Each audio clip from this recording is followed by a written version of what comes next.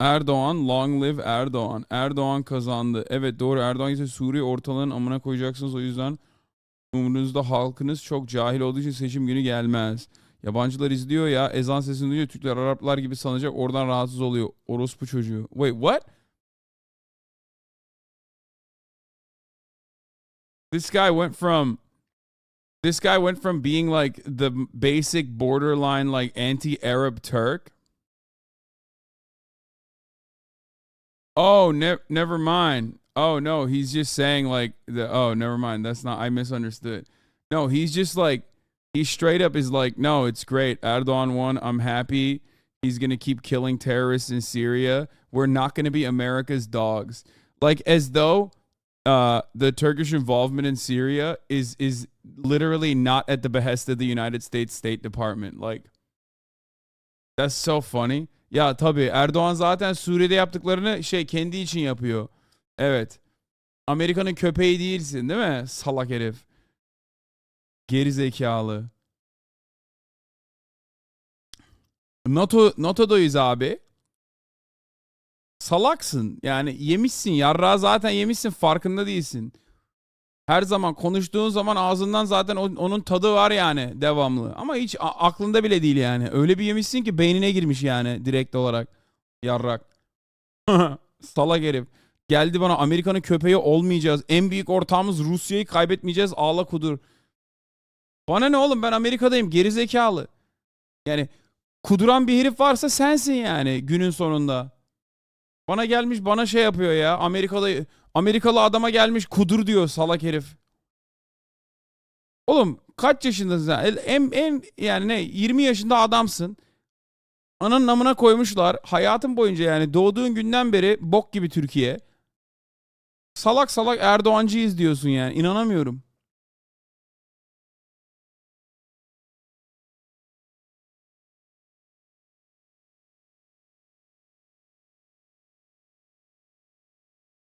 Anyway. Was Kılıçdaroğlu good though, or was he not bad as well? I mean, Kılıçdaroğlu is a cookie cutter fucking liberal social democrat guy, okay? It doesn't matter though. In a place like Turkey, in many places, it's a battle between the most corrupt institution and like, a feckless institutionalist that will be like still corrupt, but nowhere near as bad. That's it. It's literally like you're stuck between a rock and a hard place. And honestly, after a while, the hard place seems a lot nicer than the rock. You know what I mean? Because the rock is just killing you every day, slowly but surely. Kılıçdaroğlu is not a cookie cutter liberal, man. He used to be a revolutionary. He's a sock them. Okay, brother.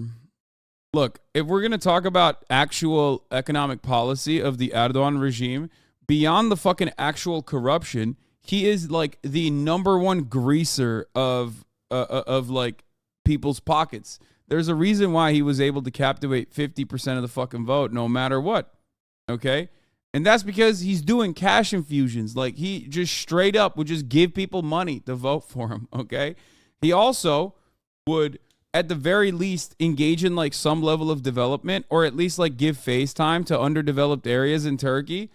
So they still love him, okay?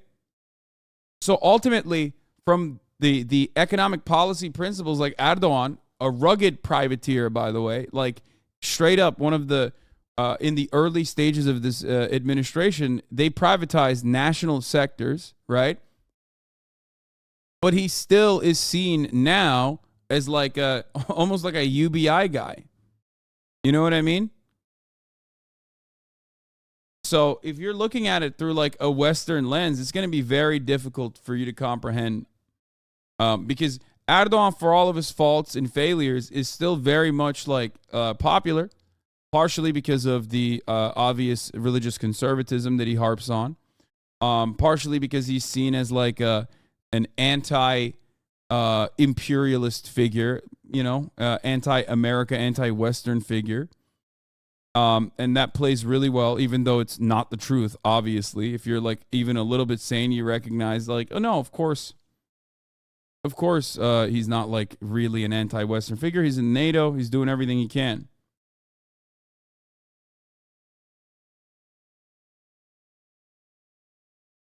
Okay. Kılıçdaroğlu literally in the last moment decided to harp on the nationalist heartstrings, hoping that maybe he could get that on vote, like the 5% over to his side by being like, oh yeah, no, we're definitely gonna like purge the refugees. Like literally in the 1 week, time frame between like the first election leading up to the runoffs, he was like, "Oh yeah, no, I promise. Like, we'll just be real bad to the refugees. Like, we're gonna kick them out or whatever the fuck, or we're just not gonna let anyone else in." And like, good luck. I mean, it's just like,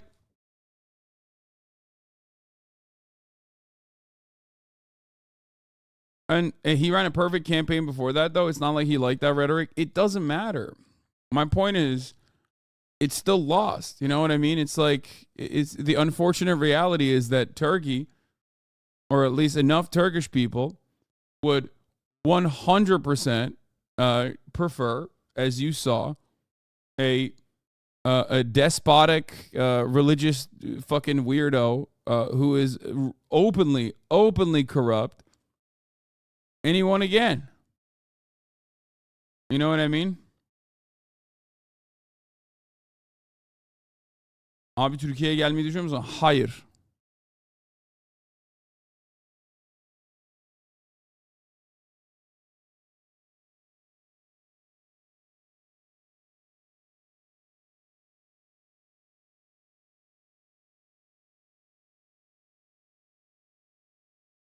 Anyway.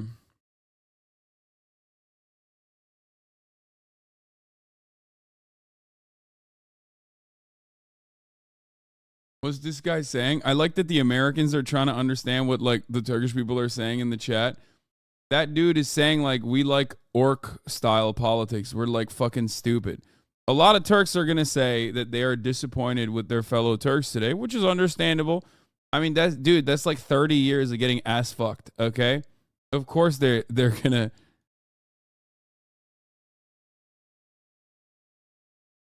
You know, of course they're gonna be in their feelings today. Anyway, okulan yazılarımı. Birazdan yiyeceğim bana haberin olsun. Son mesajlarıma bak korkak diyor. Oğlum ne korkacağım gerizekalı senden. Zaten direkt olarak forçenli Türklerdensin yani. Bu ne bu PFP ne? Amcık ağızlı. Senin götünü sikeyim ben. Gerizekalı. Amerikalı olmak istiyorsun ama aynı zamanda da çomarsın yani. Hangisisin? Bir öğrensene bir kendini bul yani önce. Anlatabiliyor muyum? Bir yandan hem Amerikalı esprileri yapmaya, Amerikalı sağcı esprileri yapmaya çalışıyorsun. Hem bir yandan da yazdığın yazılara bak. Oo biz Amerika'nın köpeği değiliz. Ulan sen hem Erdoğan'ın köpeğisin. Erdoğan da Amerika'nın köpeği. Sen köpeğin köpeğisin lan.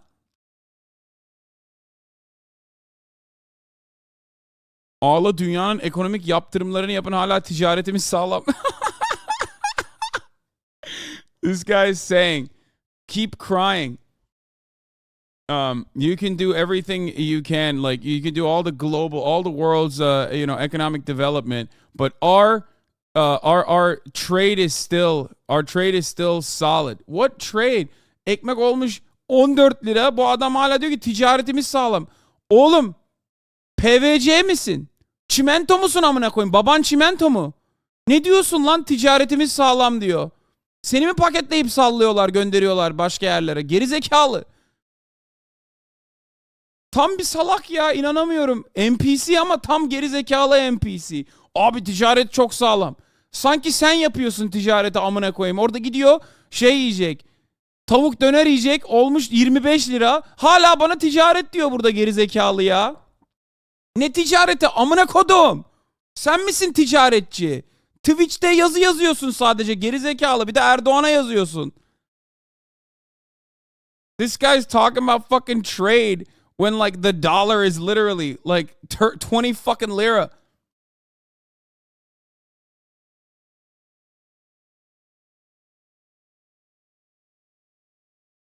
Tavuk döner 56 lira abi bugün yedim. Oha. Sadece tavuk döner yemedim. Bunu da yedin onun yanında. 25 lira nerede? Çabuk söyle. These guys are living. It's really funny to see this. Because in many ways, these guys are just the same as like the American Trump guys who are like, Trump gave the greatest tax cuts in American history. He's an economic leader. And it's like, bro, what are you saying? Like, you literally make like maximum 70 grand a year in Oklahoma. Like, you didn't see the tax cuts, brother. That's not for you, you fucking idiot. Ironically, in many instances, you're coming to a guy who actually is a beneficiary of the fucking tax cuts. You know what I mean? It's so weird. You're like, this guy's like blindly talking about how great trade is in Turkey. Okay? Gayet mutluyum hayatımdan, kendi ülkene bak. Her gün mass shooting, school shooting ile yaşamaya, ben ülkemde huzur içindeyim. He's saying you got too many mass shootings and school shootings, which is true, we do. And I'm fucking duking with the same fucking idiotic brain dead morons here in America as the same mentality persists in Turkey too, in the same way. The irony literally is just turning around and being like, bro, the trade is so good. It's like, yeah, dude.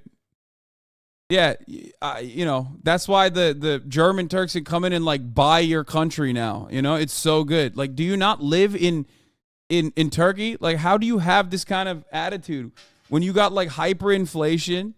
It's insane to say this. It's insane to say this. Like, what are you fucking celebrating?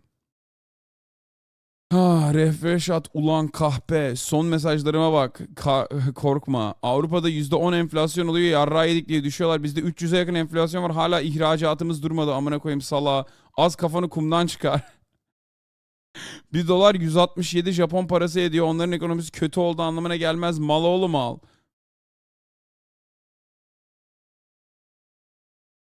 Evet. Japonya'nın ekonomisi de çok iyi değil ama Japonya'nın ekonomisi Türkiye ile aynı değil, geri zekalı. Herif Japonya ekonomisini kendisine şey yaptı. Karşılaştırıyor.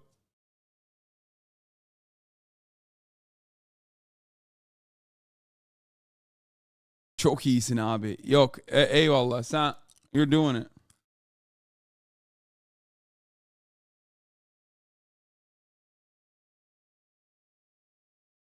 Geri zekalı. Japonya'da 500 yenle aldığın yemek Türkiye'de yarrağımı alırsın o paraya. Anlatabiliyor muyum? Japonya'nın conversion'ı yüksek ama liraya gönderemezsin, yani liraya compare edemezsin. Günün sonunda Japonya'nın alım gücü Türk alım gücüyle aynı değil. Gerçi senin alım gücün çok iyi. Yani götten bahsediyorum tabii. Yani sen almayı var ya resmen bilime döndürmüşsün yani. Yani senin alım gücün çok iyi. Ama ne aldığını bilmiyorum yani. Hayvan oğlu hayvan ya.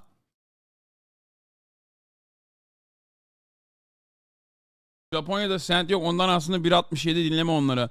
Evet, günün sonunda da yani yen conversion'ı doğru değil yani Amerikan dolarıyla.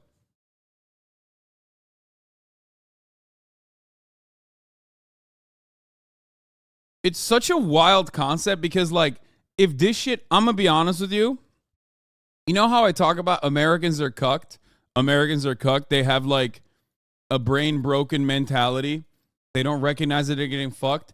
This guy literally has a dick in his ass and he doesn't recognize it. Now, let me tell you why. If the level of hyperinflation that's happening in Turkey happened in America, there would literally be like mass violence happening on a daily basis. The one component in the United States of America that has always kept, regardless of anything else, regardless of how expensive like the cost of living has become, okay? The one thing that always has been relatively stable in comparison to a country like Turkey or in comparison to other countries is food prices. Okay? Commodity prices have gone up year over year. That's how inflation happens. You look at the inflation in this country right now is like 10%. or 8%. People go crazy over it, right? People are very upset. It becomes a major political issue. Turkey's at like 200%, and this motherfucker is still literally living in that situation and going, nah, dude, you don't get it. Things are totally fine. Our economy is vibrant right now. Bro, the mass shooting, loving Americans would literally get up in arms if they had even a fraction of the inflation that Turkish people are experiencing. Okay? It's crazy. They justify it in Turkey because they think they're holding out against Western hegemony. They're half right, but no thanks to Erdogan. It's just so fucking stupid. Good thing you talk about this after the election. I mean, I've talked about this before the election too, but my audience is predominantly American and predominantly Western. What fucking needle am I moving in Turkey? You know what I mean? Like there's not much I can do about the Turkish elections. You know what I mean? I am a primarily English speaking political commentator who covers American news. I every now and then will talk about Turkish news as well. Every time I click a chatter who's calling Turks stupid today, they're Turkish. Yeah, 100%. Every time someone says fuck Turkish people, they're so fucking stupid, it's going to be a Turkish person today. Anytime someone is actually glazing Turkish people and saying like, no, the situation is great, they're going to be one of these fucking NPCs. Tuncelili Alevi Kemal gelse sen de mutlu olacaktın. Kilisli Kürt seni.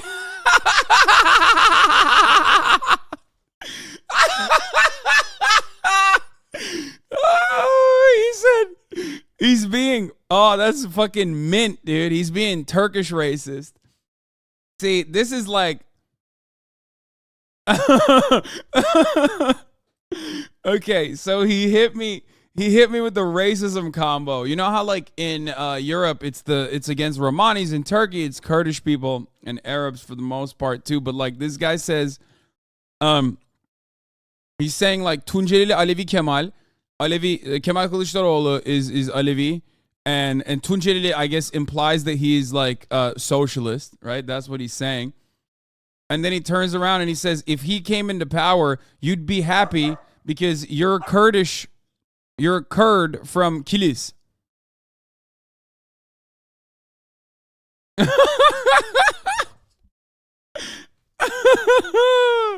Gül bıydı gelme Türkiye'ye götünü sikerler orada söyleyeyim. Gelmem o zaman amına koyayım. Çok kolay benim için. Reis ile devam. Anytime someone says reis, unless they're saying it ironically, that means chief. They're talking about Erdogan. That's the fucking Erdogan dick riders. That's what they call him. They call him chief. Meanwhile, he's fucking, you're chiefing on his penis a little bit. You know what I mean? Keep munching though, bro. Situation will be better for you. I promise one day.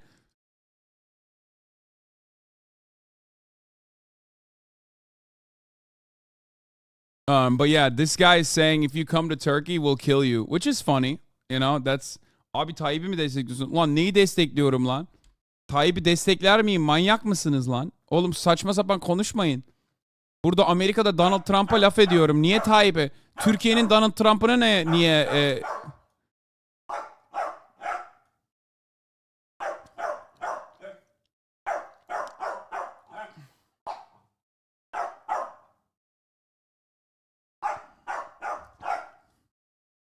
Hasan harbi akıllı gurbetçisin. Oğlum akıllı gurbetçisin ne demek lan? Ben 18 yaşına kadar Türkiye'de yaşadım. Ankaralıyız. Ankara bebesiyiz. Bana gelmiş burada şey diyorsun, gurbetçi diyorsun. Tamam yani son 12 senedir burada yaşıyorum. 13 senedir burada yaşıyorum ama yani günün sonunda ilk 18 senesini Türkiye'de yaşadık. Yapmayın etmeyin arkadaşlar. They're fighting. They're fighting over the fucking. They're fighting over the chew, the bully chew, which Fiona took over from Kaya. Hold on, I'm gonna give her another one. Kaya. Fucking A, dude. 30 oldun mu la sen abi? 31, 32 olacağız abi. 31'iz. Hey, Kaya, come here. Fiona, don't even fucking think about it, you bitch. Fuck.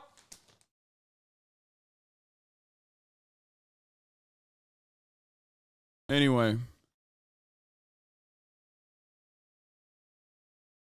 Amerika'daki Türklerin çoğu FETÖ'cü mü? Valla ben burada fazla Türk görmüyorum. O yüzden konuşamam bununla ilgili. Ama biliyoruz yani Enes Kanter'e devamlı laf ediyor. Enes Kanter'e devamlı laf ediyorum. Biliyorsunuz Enes Kanter burada FETÖ'cünün önde gideni. NBA'de de çok laf sokuyorlar Enes Kanter'e çünkü çok boktan oynuyor. Geri zekalı. Anyway, ekonomi önemli değil TR için Hasan anlamış olduk.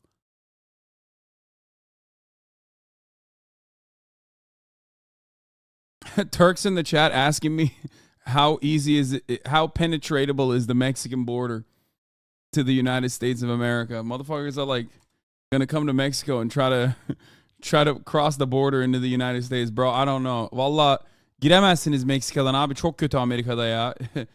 Anasını sikiyor insanların yani.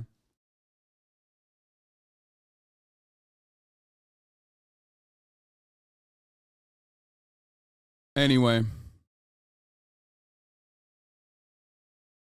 Kanada'dan olur mu? Yok oradan da olmaz. Okay.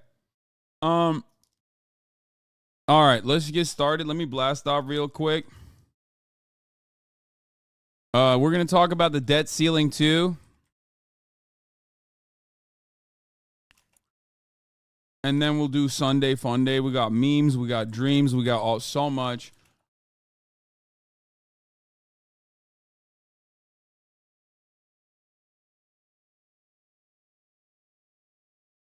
One Piece mi One Piece mi izliyorsun? Post time skip filler dolu normal anime izlenmiyor. Evet. I will say this much. One Piece is significantly better. One Piece is significantly better in the, or at least post time skip. It's been like really bad with the pacing. And I'm in the Fishman Island arc, but like now it's starting to get actually fun.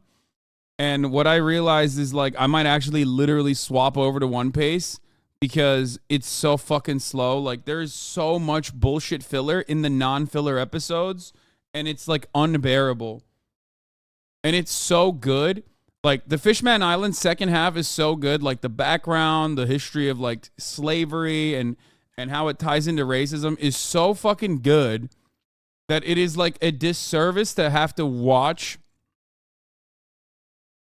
It is a disservice to have to watch literally 60 episodes of garbage. It's actually fucking unimaginable. Like no one, I wonder how many people have like stopped watching altogether in that situation.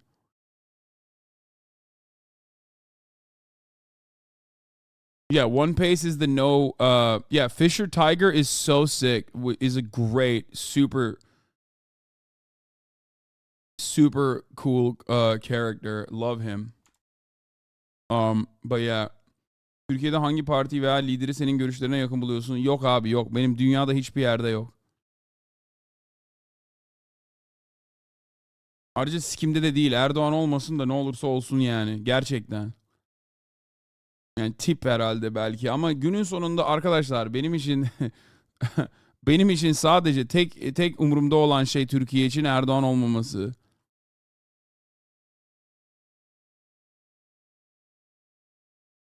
Açık açık söyleyeyim yani.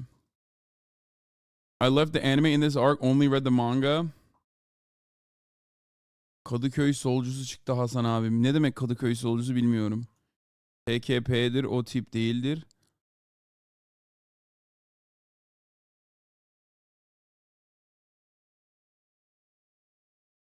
Just a wage slave here, wishing everyone, including Hasan, a fantastic day off tomorrow, and I hope everyone had a fun-filled... Oh yeah, it's Memorial Day weekend. Fuck, I forgot about that shit.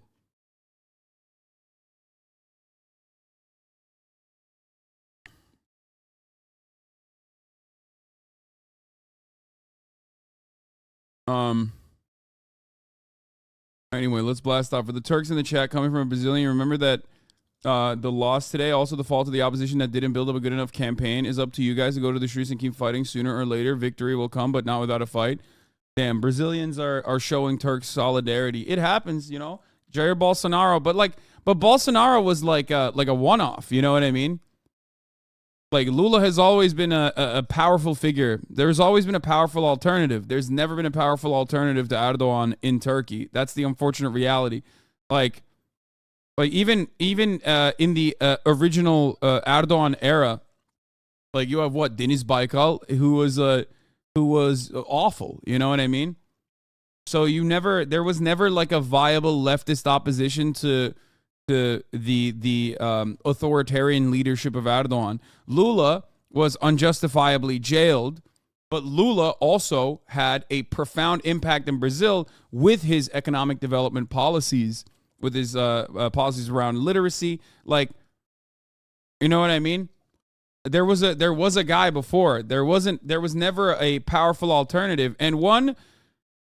It's much more difficult to build a powerful alternative from the left in a country like Turkey when Recep Tayyip Erdogan is like ruling the country with an iron fist. You know what I mean? Only made worse by the fact that there is like a real justification for some of the authoritarian measures. Like, not to say that his authoritarianism is justifiable in any meaningful capacity, but like, he'll say this person is a Fethullah Gulen supporter, and then he'll arrest them, right? But also, there are Fethullah Gulen supporters, and there is a parallel government to a certain degree, one that is backed by the American state. Wait, why are people saying F?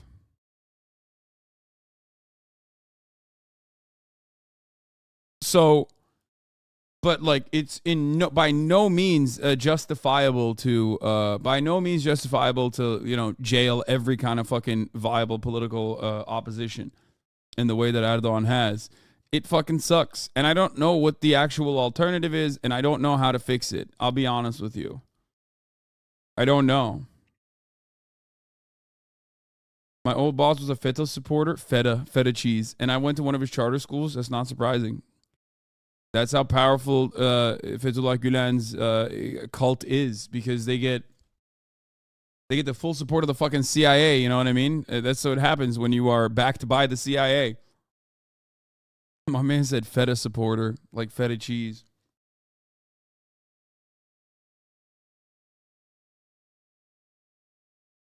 Do you believe it's possible that the vote was cheated in any way? Election fraud such as ballot box stuffing? No, I think that's copium. I think that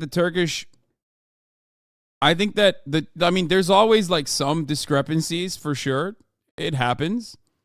But I think the reality is, and I've said this before, Turkish elections are not fair, but they are free in the sense that you could technically democratically overthrow the government in Turkey for sure. But the problem is you can't, because Erdogan still has a popular coalition. But part of the reason why there is a truly popular coalition is because the elections are not fair. And what I mean by that is, like, it's impossible to launch a campaign against Erdogan if he wants to. He could just fucking jail you. If he, there is that. And the media is entirely under his control. You know what I mean?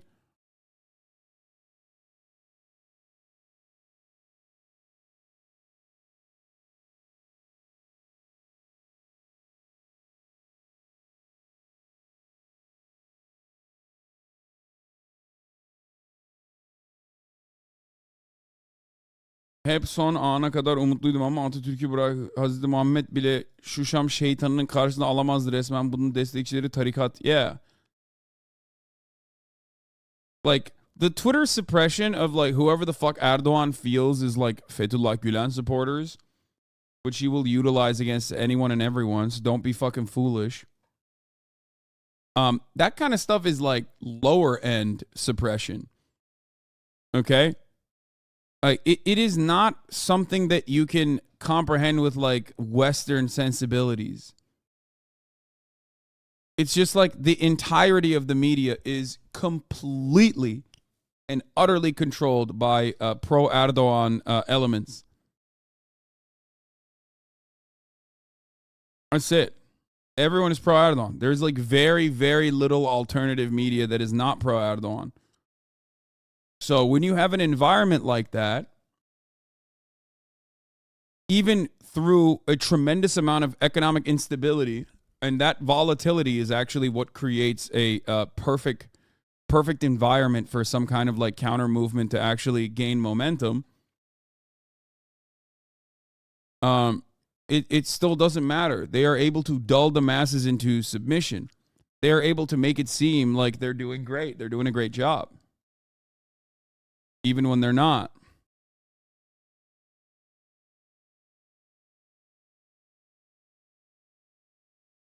Apparently, a professor I had last semester held a conference with Gulen supporters in the Department of Religious Studies got threats from the Turkish government that they were housing terrorists. I mean, Fethullah Gulen is a terrorist in the sense that like, I mean, he is a CIA asset, like 100%. You know what I mean? So his existence is what Erdogan uses to further justify any kind of suppression. But yeah, Fethullah Gulen is a fucking a terrorist in the sense that like Fethullah Gulen is a terrorist in the sense that, you know, many of the American assets are terrorists. It's true. It's very odd to talk about it because it's not black and white. You know what I mean? Is he like Juan Guaido? No, he's infinitely more successful than Juan Guaido.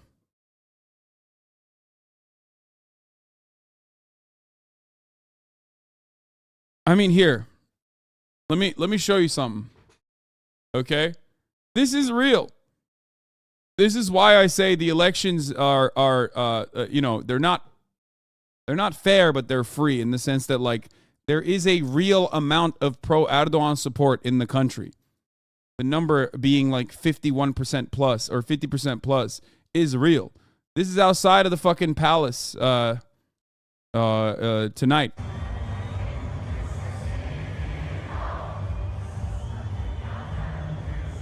The economy is shit. There's like a lot of suppression of civil liberties. And these are the motherfuckers that are celebrating it, bro. Like, I mean, it's just wild.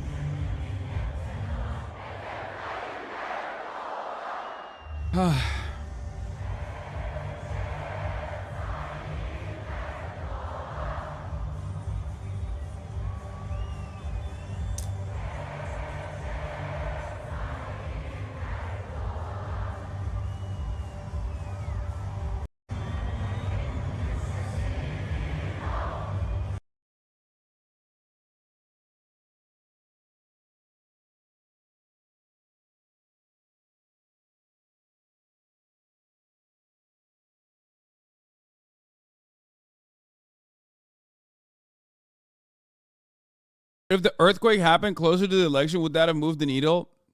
No. No. Bro, the earthquake struck regions voted 70% plus for Erdogan in the last round.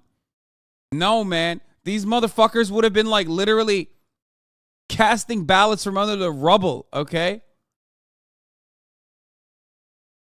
Nah, dude. No, it literally helped them. I don't know how. I actually don't understand it. Like, I don't get it. I don't know. They don't, like, it's hard to understand. It's hard to comprehend. But, like, the example I use is West Virginia, right? You look at these motherfuckers in West Virginia, it's like plus 35 red state, right? And it's like the Republicans have fucked them over and over again for years, right? But they still vote for the Republican Party. They love Republicans, right? It's like kind of a similar thing where they just don't think that it's like the fault of the party that has been like ass fucking them nonstop. And it's the same principle. These guys see an earthquake, they experience it, they fuck their friends and their family members die, and like they can't comprehend that the reason for why that happened is because of like 30 years of corruption. They just think like, nah, it's just God did that, but also, you know, Erdogan is doing his best. Like we're still in support of him. He's doing a very good job. The opposition is like they're British spies or they're English spies. You know what I mean?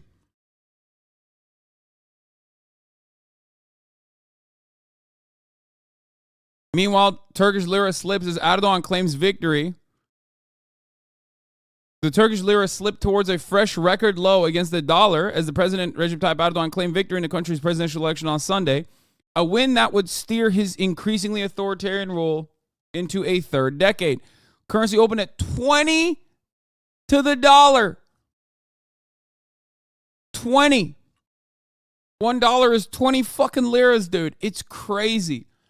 And because the Turkish economy is pegged on the dollar, that means like, that doesn't fucking mean that it's good for the Turkish people, because then every price goes up.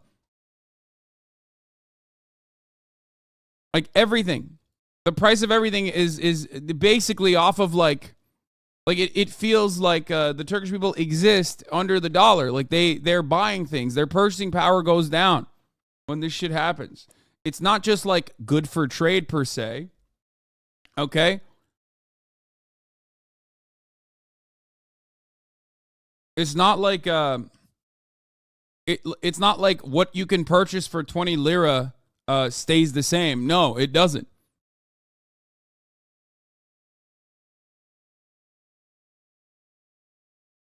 You raise money for the victims of earthquakes but not calling them mofo? Wait, what do you mean?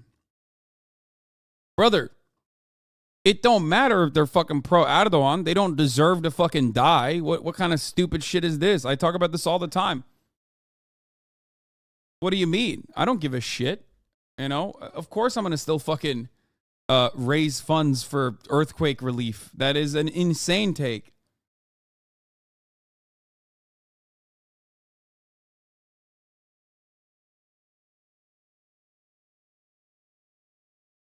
Bro, imagine you left Turkey 15 years ago. $1 was 2 lira. Yeah. And even that was like kind of wild.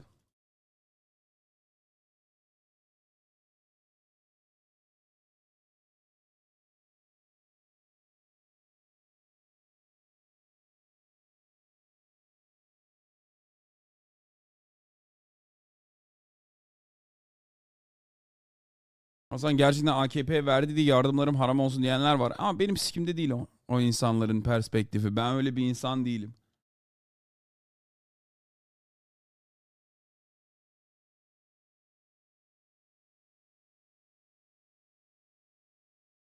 Like a bag of chips is 25 lira is what this guy is saying. When I lived in Turkey, last time I was in Turkey, 2009, a bag of chips was like 3 lira, 2 lira, okay? Think about that. 1 lira.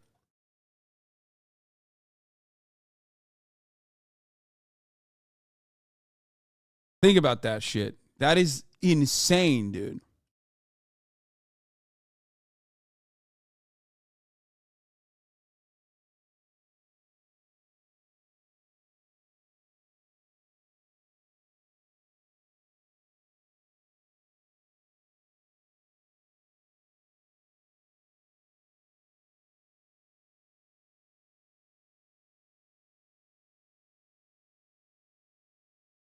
Anyway, Trump voters and Erdogan voters are the same in your opinion? Yes. Conservative reactionary movements are very identical universally, globally, okay? They're very similar to one another. The way that they experience the world, the way that they fucking refuse to comprehend certain realities, like the top of the hour ad break, which comes at the top of every hour. And if you no longer want to see those ads, all you need to do is subscribe. For the Turks in the chat, with your inflation, it's probably not $5. In America, it's $5. So what? That's $100, 100 lira for the Turks for a subscription.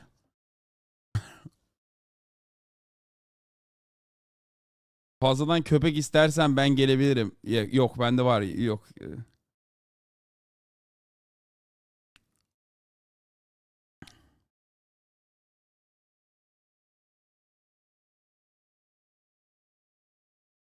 I mean, people still have a way to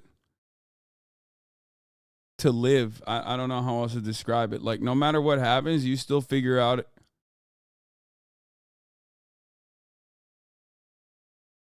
it out, right? Anyway, here is the 3-minute ad break now. Prime has local pricing in Turkey. You still get Prime subs at least? Yeah. Guess there's that. Thank you for the 5 gifted subs. Thank you for the 5 gifted subs. Lady Galadriel says, if I take a video of what's happening in Istanbul at the moment, you wouldn't believe. They've been in the streets since 7 p.m. and it's 11 p.m. They're making noise, celebrating like crazy, and literally mentally sick. The sad part is it's the same scene happening in Lebanon and Syria and other shithole Middle Eastern. Okay, chill. I don't care anymore. I'm going to apply the U.S. visa. I already work in an American company as a software developer.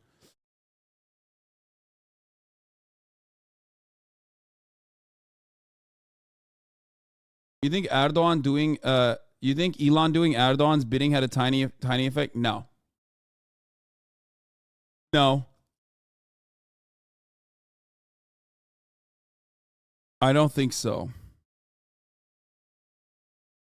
I think it's so marginal that's not that big of a deal. I mean, what it says about Elon is much more significant in my opinion. Like Twitter is marginal, brother. Everyone watches television, and TV is entirely captive to Erdogan's interests. Guys, the way I describe this is like this, okay? So there's TV channels, right? Before the last election, this was the runoff, right? Before the last election, Erdogan delivered Erdogan basically delivered a like, how can I describe this in American terms? Like he had like a teleconference, right? He had like a televised appearance. And that televised appearance was on every single channel. It'd be like Cartoon Network was playing it. You know what I mean? Like understand. Like it would be like HBO would be playing Erdogan's televised appearance. Like every channel played it. Like it wasn't just like the news networks. It was literally every fucking channel in the country that showed his appearance, okay? In that time slot. It's like it's not something that you can like comprehend with like Western sensibilities in a way. It's not like a State of the Union address, okay? Because the State of the Union address is not being played on the Disney network. You know what I mean? So he did that shit, and the opposition has none of that. If you look at like the actual, and this wasn't an emergency broadcast, this was just for him to basically prop up his campaign one last time before the election. Okay? And the thing is, like, the opposition would get like 30 seconds of airtime, and then Erdogan would get hours and hours and hours of airtime about like how great he's doing, how wonderful, and how hard they're trying to like uplift Turkey. And Turkey is also a country with a lot of like, you know, hyper nationalistic sensibilities. Even the most average Turkish person still is like, by Western standards, like an ultra nationalist. You know what I mean? So in a country like that, there is a lot of like collectivist sentiment that you can really harp on, where you can say like, oh, we're all together. We're fighting against the, you know, Western demons. We're fighting against liberal degeneracy, you know, liberal perverts. Okay?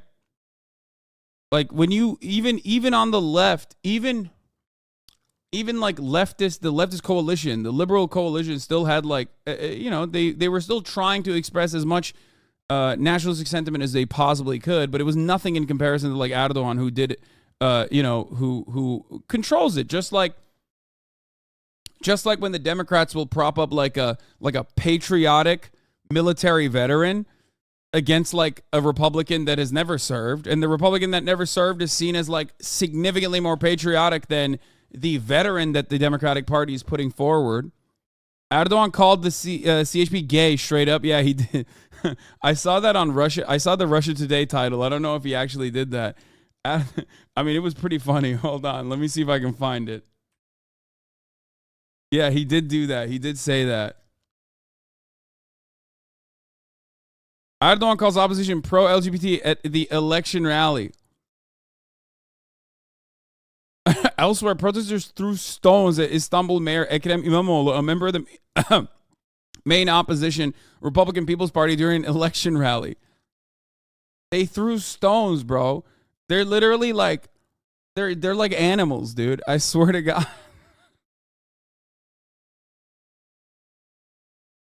Hayvan abi, ne anlatayım ki?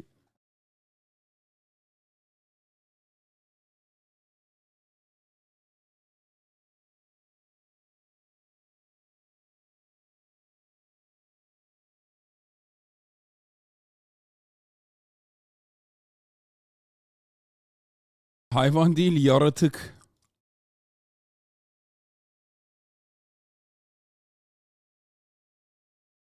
At his rally in Istanbul, the president was appealing to his conservative Muslim voter base. AK Parti, AKP, and other parties in our alliance would never be pro-LGBT because family is sacred to us. We will bury those pro-LGBT in the ballot box. Erdogan has toughened his rhetoric against the gay community in recent years, frequently labeling members deviants. On Sunday, he also attacked his key election rival Kemal Kılıçdaroğlu, who heads the main opposition alliance. My people will not allow drunks and boozers to take the stage. Erdogan also said, Mr. Kemal, you can drink barrels of it. Nothing can cure you, he said.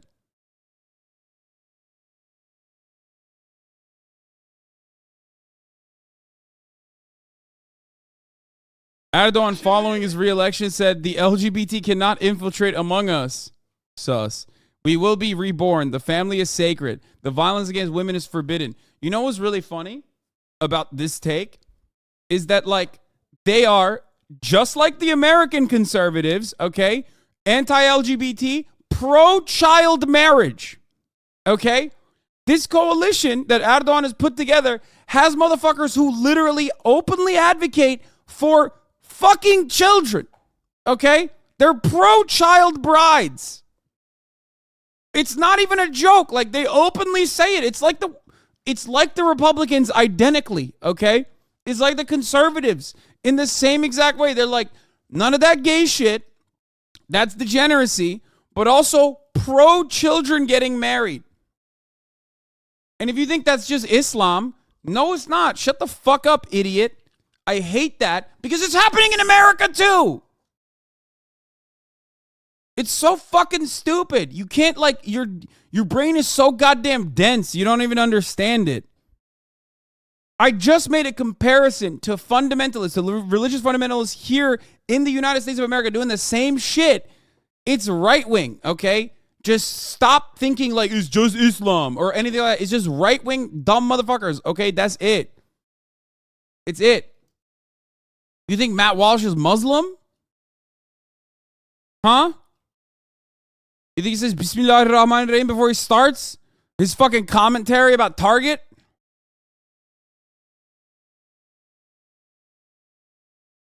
Mahmoud Walsh. Also, none of these motherfuckers are like actually religious, okay? It's just bullshit. It's just a facade. It's a facade to get like dumb motherfuckers in rural areas to vote for them. That's it. Ümmetin lideri Matt Walsh. Aynen. Mehmet Walshoğlu. Yeah.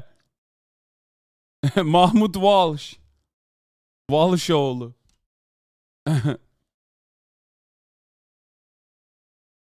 Din kardeşlerimiz ama camiye gitmiyorlar.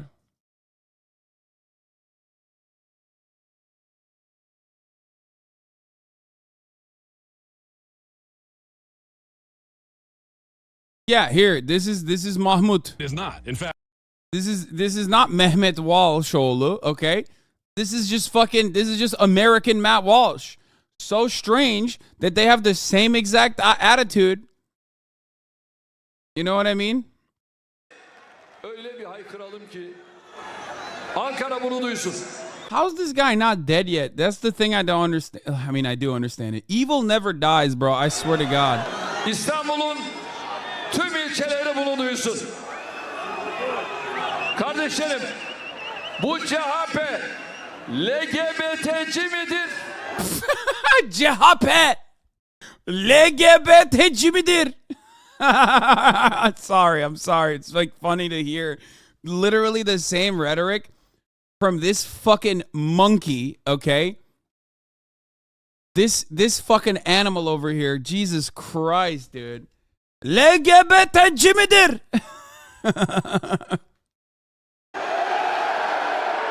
Bu herif LGBT'ci midir? Bu İYİ Parti LGBT'ci midir?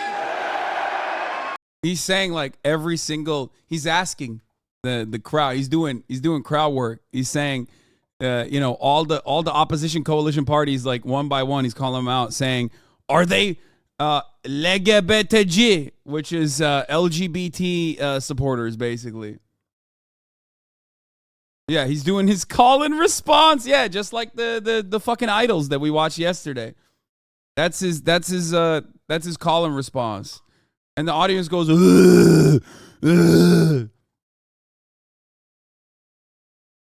LGBT'ci midir?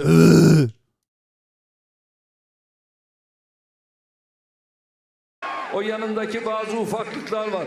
Onlar da LGBT'ci midir?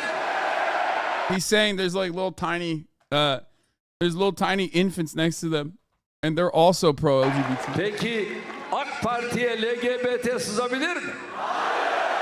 He asks, can the LGBT infiltrate the AKP? And they go, no! The crowd goes wild.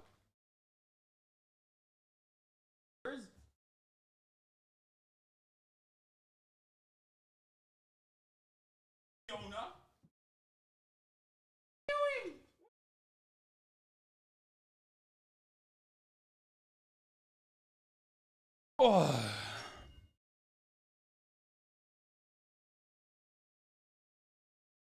LGBT'ci midir? MHP'ye sızabilir mi? Cumhur İttifakı'nın diğer üyelerine sızabilir mi? İşte unutmayın. Yunus'un her dem yeniden doğarız. Bizden kim usanası dediği gibi her seçim bizim için bir yeniden doğuştur. Bizde aile kutsaldır. Aileye Yeah, he's saying family is holy, okay? In our understanding of the world. kimse dil uzatamaz.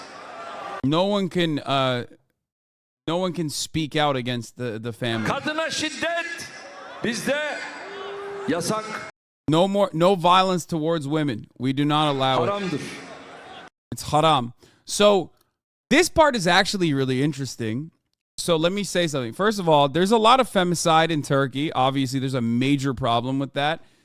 But having said that, Turkey has always had like a aggravating like what's the term for it?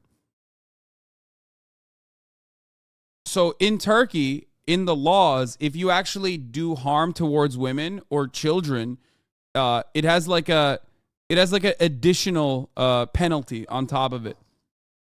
So technically, in a weird way, like it enhances your punishments, and that is something that is true. There is literally it will add additional like an aggravating enhancement. Like it's an aggravating factor. So technically he's not wrong about that, even though it's like not necessarily utilized, because there's like plenty of fucking there's plenty of violence towards women.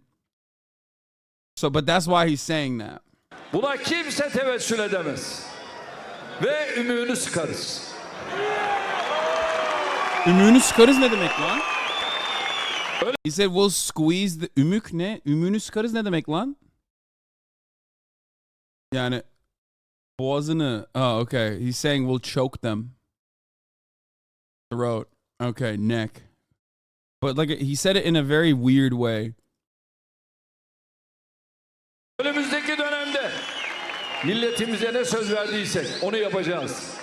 Yerine getiremeyeceğimiz hiçbir sözü vermeme prensibimize de bağlı kalacağız.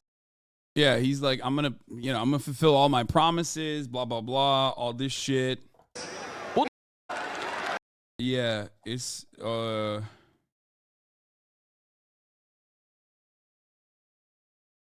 yeah. Translation confirmed. Citizen Free Press. Yeah. This is what they fucking said. What the fuck is this? Dr. Robert Malone Pfizer interview? Jesus Christ, dude.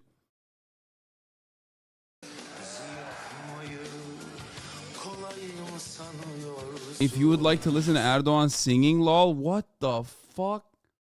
Wait, what? No, there's no way. Is this ulan şarkı mı söylüyor bu herif? Hazır mısınız? Kolay mı sanıyorsun? Söyleyelim şimdi tüm dünya duysun.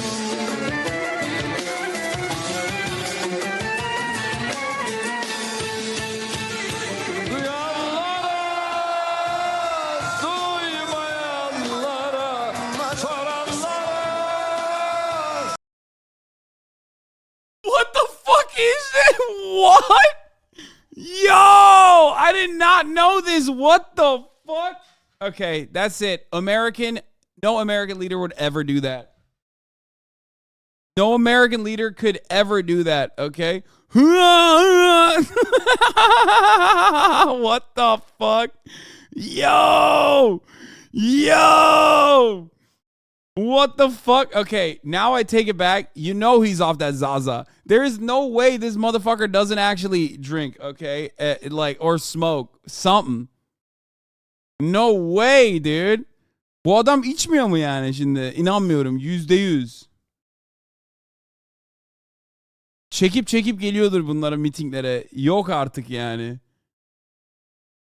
Öyleydi ama son zamanlarda kalktı. Legal olarak kaldıramadılar. But they still lower the femicide crime though. Good behavior in court, which means you just wear a suit. Sormayanlara biz onu seviyoruz. Çok seviyoruz.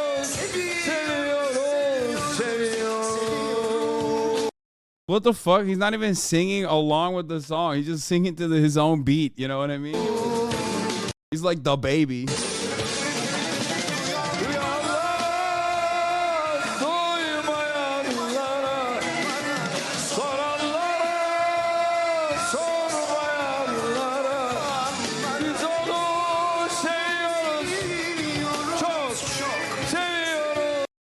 Bro, who does this motherfucker think he is, bro? He thinks he's spitting. Fiona.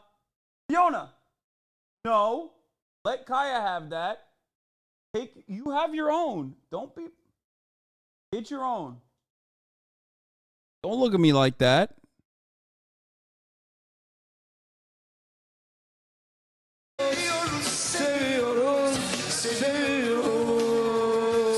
Abi rezil oldu, kapat. Oğlum daha ne rezil olacaksınız zaten. Bitti amına koyayım, bitti. Ne oldu? Dolar 20 lira olmuş abi. Zaten bundan daha yüksek ne olacak? Dolar 100 lira olacak amına koyayım her söylediği şarkıdan sonra. What does seviyorum mean? It means I love it. Çok seviyoruz. He said we love Istanbul. We love it a lot. Üsküdar'ı çok seviyoruz. Bro, what the fuck? I can't believe this.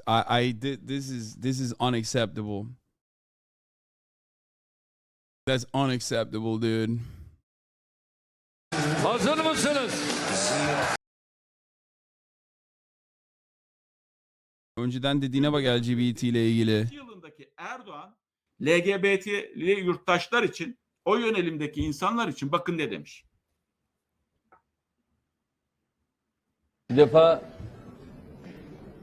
yani eşcinsellerin de kendi hak ve özgürlükleri çerçevesinde He's talking about rights for gay people, like queer bir people. defa yasal güvence altına alınması şart. He says we must. Oh my God. He literally said we must 20 years ago. Okay? 20 years ago, Erdogan, before he became like the Erdogan that you know, literally saying we must defend LGBT rights. Zaman zaman bazı televizyon ekranlarında onların da muhatap oldukları muameleleri bir defa insani bulmuyoruz. Bu ayrı. Bir defa Peki bir daha alalım. Wait, what? onların da muhatap oldukları muameleleri bir defa insani bulmuyoruz. Bu ayrı.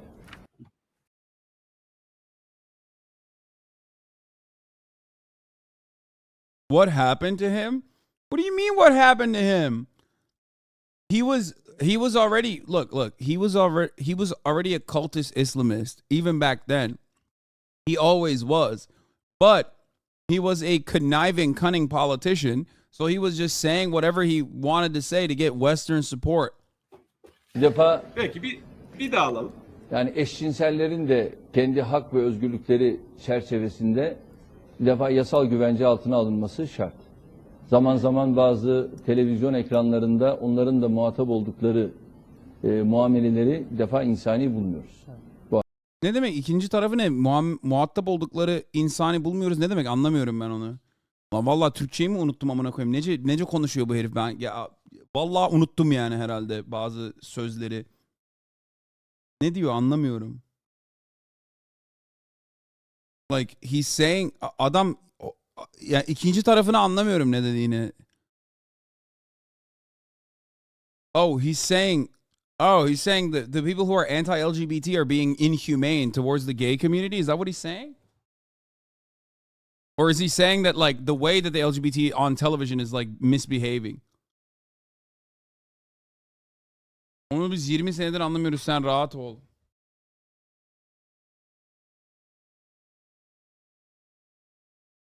Vay. Ya işte bakın görüyorsunuz. Bu kadar kabuk değiştirebilen hızla. Yeah, this is these Turkish TV channels that show LGBT people are not good. No, I don't think he's saying that. What? Bahçeli talking about Jesse Çok yerde James? tekrarladım. Malatya'da da tekrarlıyorum. Malatya yiğitler. What the fuck? Jesse James is an American cowboy. What? Dude, don't show me this fucking guy. I don't want to even look at this guy, okay? No, this is too much. He's the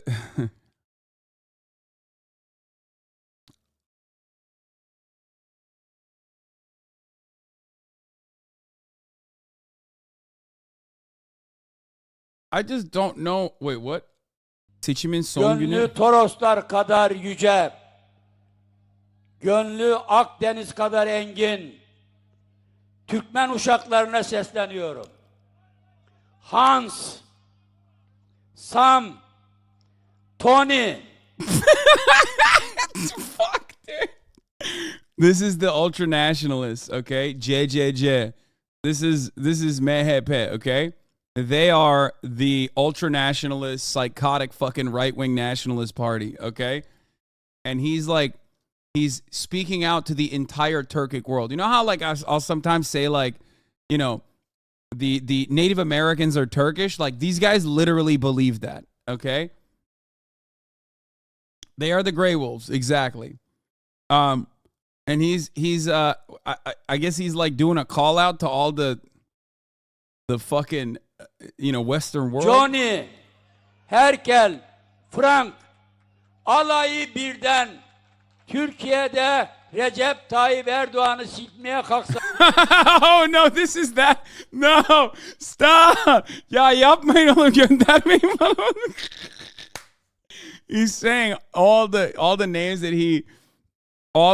that he mentioned is trying to fuck Erdogan, but it's not. It's a misspeak. It sounds so stupid. Okay. I can't. Well, let's just move on. This is not serious. Stop.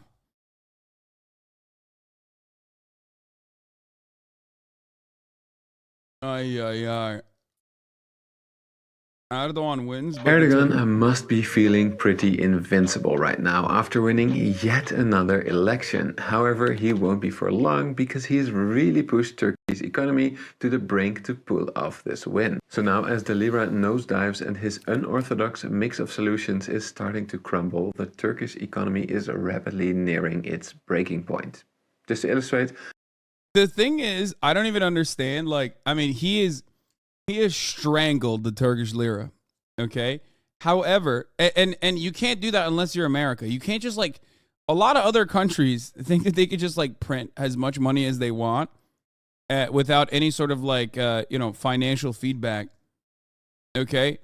But it doesn't work that way because, only America gets to do some version of modern monetary theory, which they're not really doing. But like, they could do, you know what I mean? Because America is the world's bank. When Turkey does it, especially if you're sometimes in opposition to the United States, like your currency is going to get hyper devalued. Okay.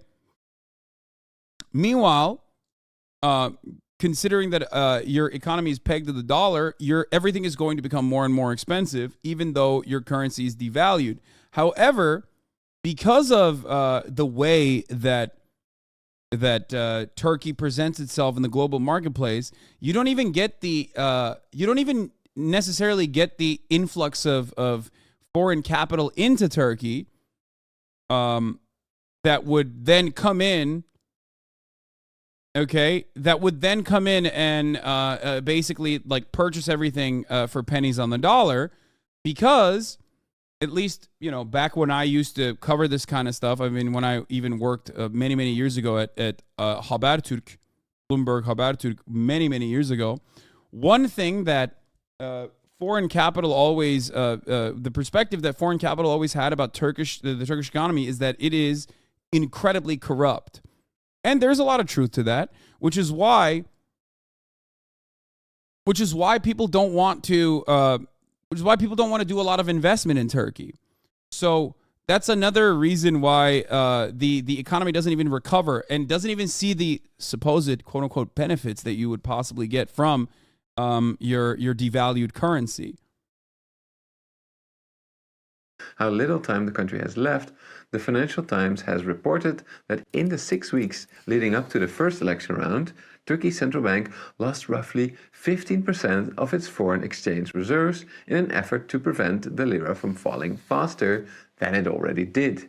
So the market participants are now increasingly betting on an imminent default of the Turkish government, and this means that Turkey could soon join countries like Lebanon, Sri Lanka and Argentina to become the latest economic basket case. But why now? Why is Turkey's economy now reaching a breaking point after it held out so much longer than many analysts predicted? And is there any way that it can still be saved? To answer these questions, let's first do a quick recap of the two big problems that have been plaguing the Turkish economy. For years now, while the Turkish economy grew at an impressive pace, its currency, the lira, kept falling, contributing to sky-high inflation in Turkey as imports kept getting more expensive. Luckily, economists and the Turkish government largely agreed on the two big problems, leading to the lira's rapid decline. We'll dive into those two details after I tell you all about the sponsor of today's video, the Daily Upside. As anyone who spends time consuming financial content is well aware, holy fuck, that's a long-ass sponsor. Lira's rapid decline.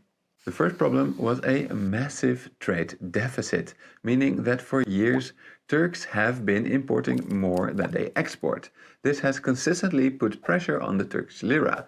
After all, to buy foreign goods, you need foreign currency. And so, on average, for import-focused Turkey, there was a lot more demand for foreign currency than for the Turkish lira.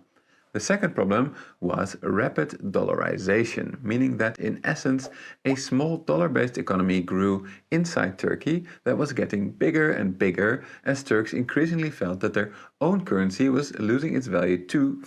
This is precisely the reason why I said, is that true? Yes. This is literally the reason why it doesn't matter.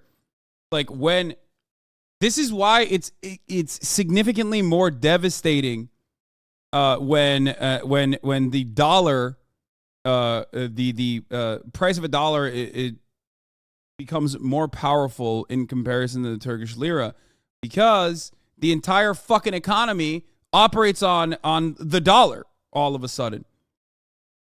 Fast. Ironically, this made the lira fall even more as Turks increasingly sold their liras so that they could save in dollars, euros, or gold. But while economists and the Turkish government basically agreed on these two problems, they didn't agree on a solution. You see, the standard way that economists recommend that you deal with a currency that is falling too fast is to raise interest rates. This will simultaneously discourage banks from lending into... Dude, listen, I know that Turkey is on like, Turkey is a very interesting country when it comes to its foreign policy. Like, they're part of NATO, but they also are like always collaborating with the Russian government, and they have a much more neutral stance towards Russia. However, what would be truly interesting and kind of awesome is if they had a more collaborative relationship with China. Now, I don't know if they will do that. I'm not entirely familiar with like Chinese-Turkish relations. I know that like Erdogan talks about the Uyghur Turks regularly because he's like, they're Turks, they're Turkic, they're our people, but I don't know how, I don't know how much he cares about that ultimately. I have heard him talk about it before. He ignores it. Uygurları götüne takmıyor. Okay, well, he never talked about Uyghurs. No, they see it as they see Uyghur Turks as like I mean, there are literally Uyghur Turks in fucking Syria. What are you talking about?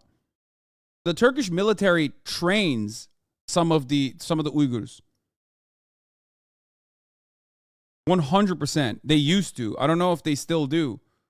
But if you think that they don't, you're wrong. They train them in collaboration with the American government as well. What the Erdogan government says versus what they do is two entirely different things. You have to remember that. He ignores it and sweeps under the rug for the most part. Çin'in anlaşma yaptıkları için susuyorlar.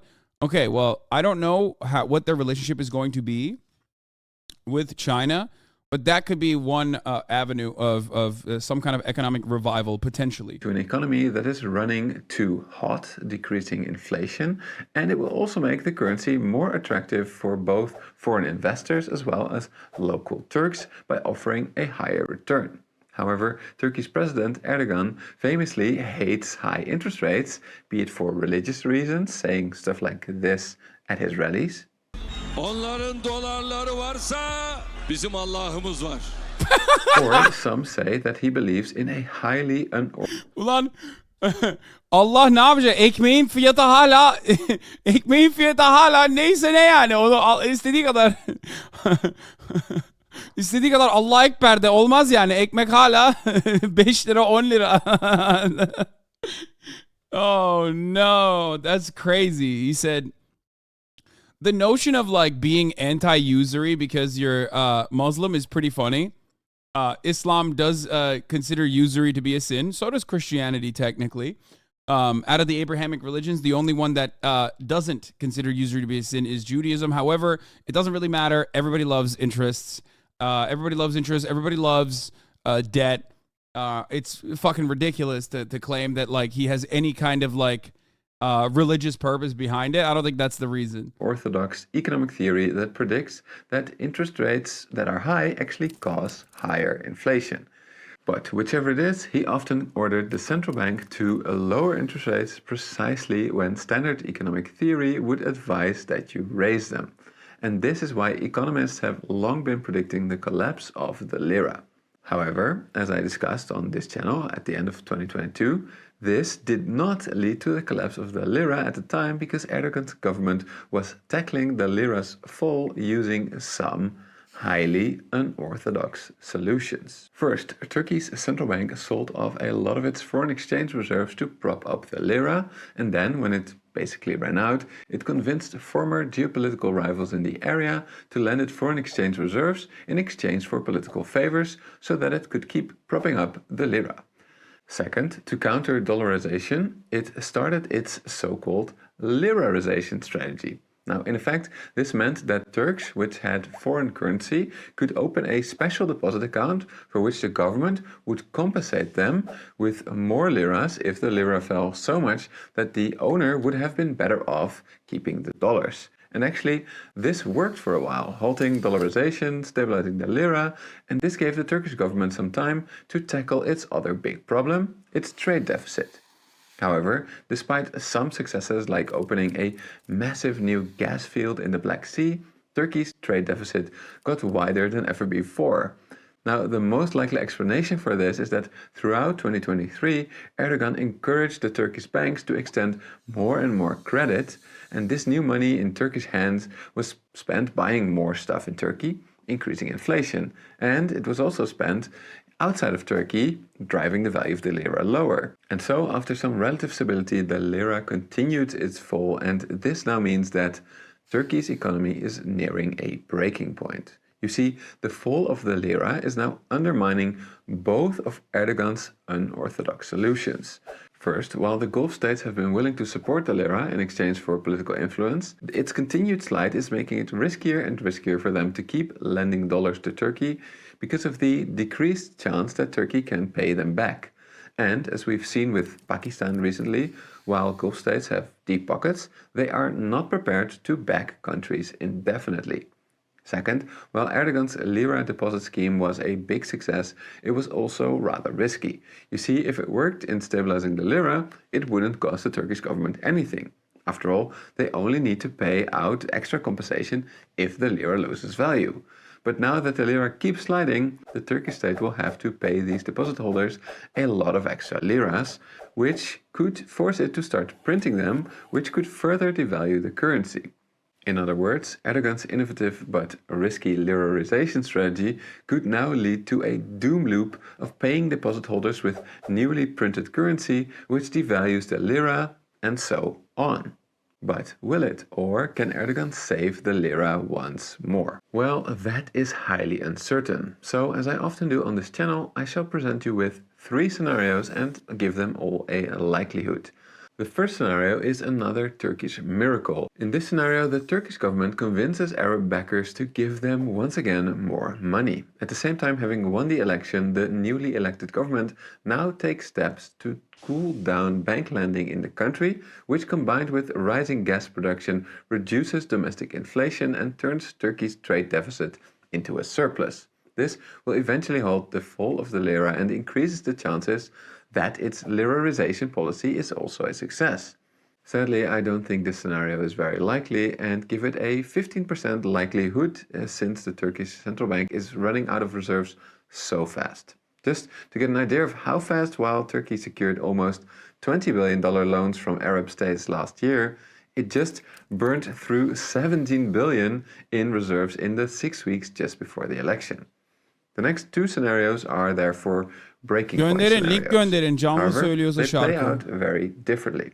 In the second scenario, Erdogan once again surprises Send me a link friend and of him foe and singing. returns to economic orthodoxy. In this scenario, the central bank will raise interest rates and the government will get an IMF loan. To appease them, however, it will introduce austerity clip. measures. This will lead to a I need painful a link for economic the live recession, stream. which will eventually stop. You can't send me links unless you're subscribed, though. Okay? When you subscribe at the top of the hour, you get to avoid the ad breaks at the top of the hour. You also have link privileges.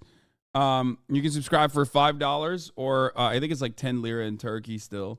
Muhalif seçmene ne söyleyecek? Evet, onlara ne diyecek?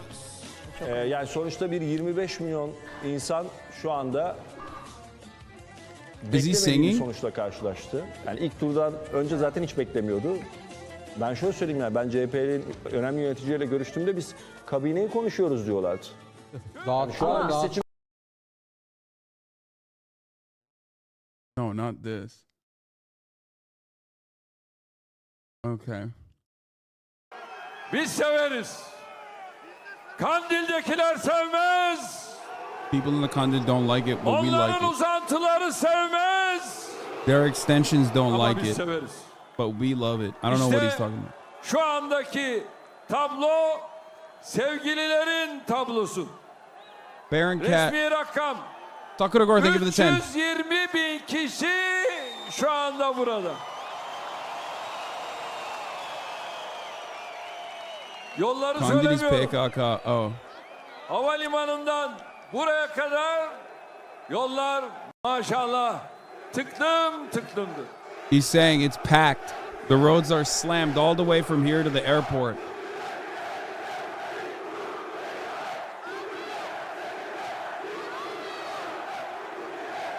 Sizler Cumhur İttifakı'nı mahcup etmediniz. Cumhur İttifakı'nı bu yolda yalnız komadınız. You did not leave our Bu yolda beraber our coalition yürüdük. behind. You protected us. Gece gündüz demeden yürüdük. We kept Ve walking night and sizler morning. bu görevi yine bizlere verdiniz. You gave us the job İnşallah once again. Türkiye 100 yılını beraber inşa ve ihyaya devam ediyoruz. We're going to keep building for the next Hazır 100 mıyız buna? years.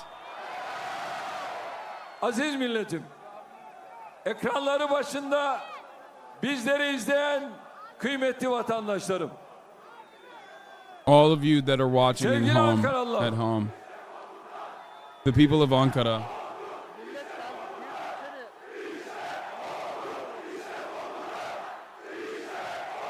I don't know what they're saying. Ne diyorlar lan?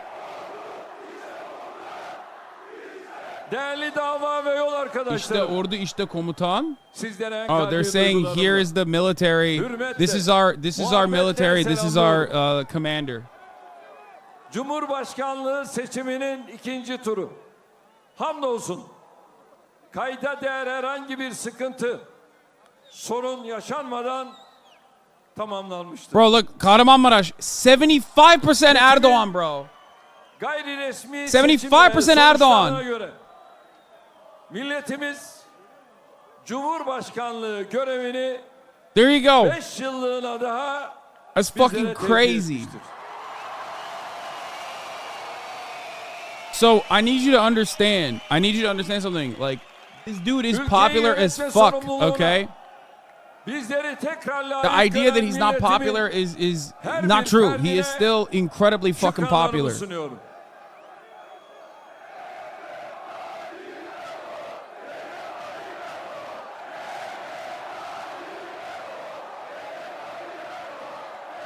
It's still, like, I would go so far as to say he's more popular than any fucking American leader. You know what I mean? Like, in the United States of America, the plurality doesn't vote, right? In a country like Turkey, this dude's real popularity is probably higher than like an American president's popularity at any given Yurt moment. içinde ve yurt dışında sandık başına giderek iradesine sahip çıkan Is it because he owns the press? demokrasimizin gücünü It's because he owns the press. It's a multitude of different reasons vatandaşıma I've mentioned before. Aha, teşekkür kilis. ediyorum. Amına koyayım. Kilise bak 69 vermişler. Yuh. Bu süreçte seçimin en 70% sağlıklı şekilde yürümesi Where için my grandparents are from. Görev yapan- A vote for Erdogan. kamu personelini, Aa, parti Konya. temsilcilerini, Konya'dan bekliyoruz ama sandık bunu. görevlilerini, müşahitleri, emniyet mensuplarını, The Alabama diğer of herkesi Turkey. tebrik ediyorum. Çok partili siyasi hayatımızın en önemli seçimlerinden birinde milletimiz kararını Türkiye 100 yılından yana kullanmıştır.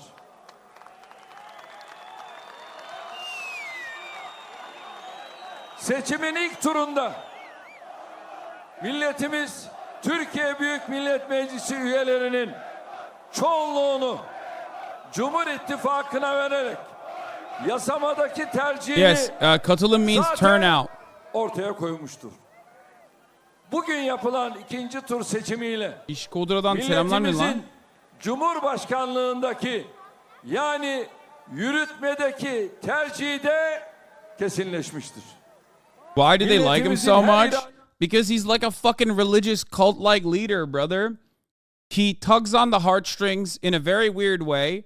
He is like the singular force of the singular champion of the Islamic world in the eyes of a lot of people. He's like he's like restoring the caliphate and the Ottoman Empire to all of its glory. They think that like he is literally like God King. You know what I mean? That's his guy.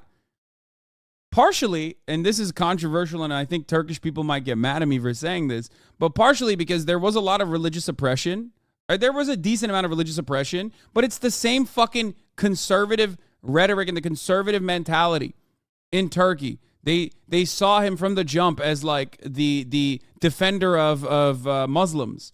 That like the government since Atatürk, since its inception, has always defended like Western liberalism and principles like that.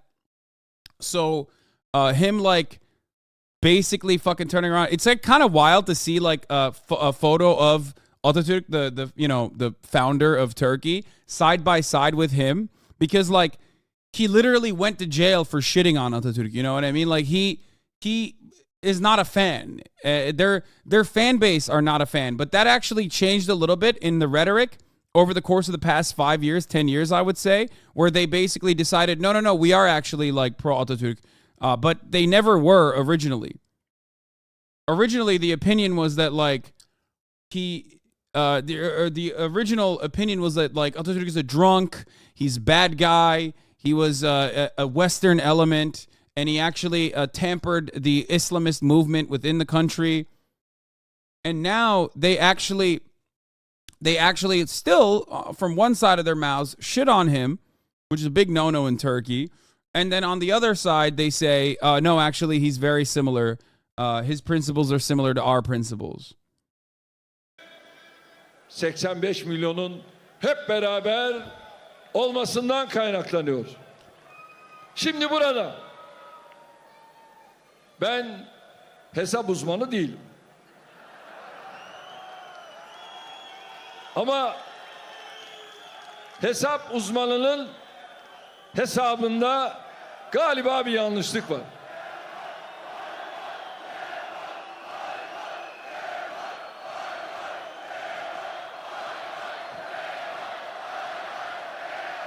Will he win again in 5 years? Bro, I don't fucking know. Dude, a lot can change from here to next week in Turkey, okay?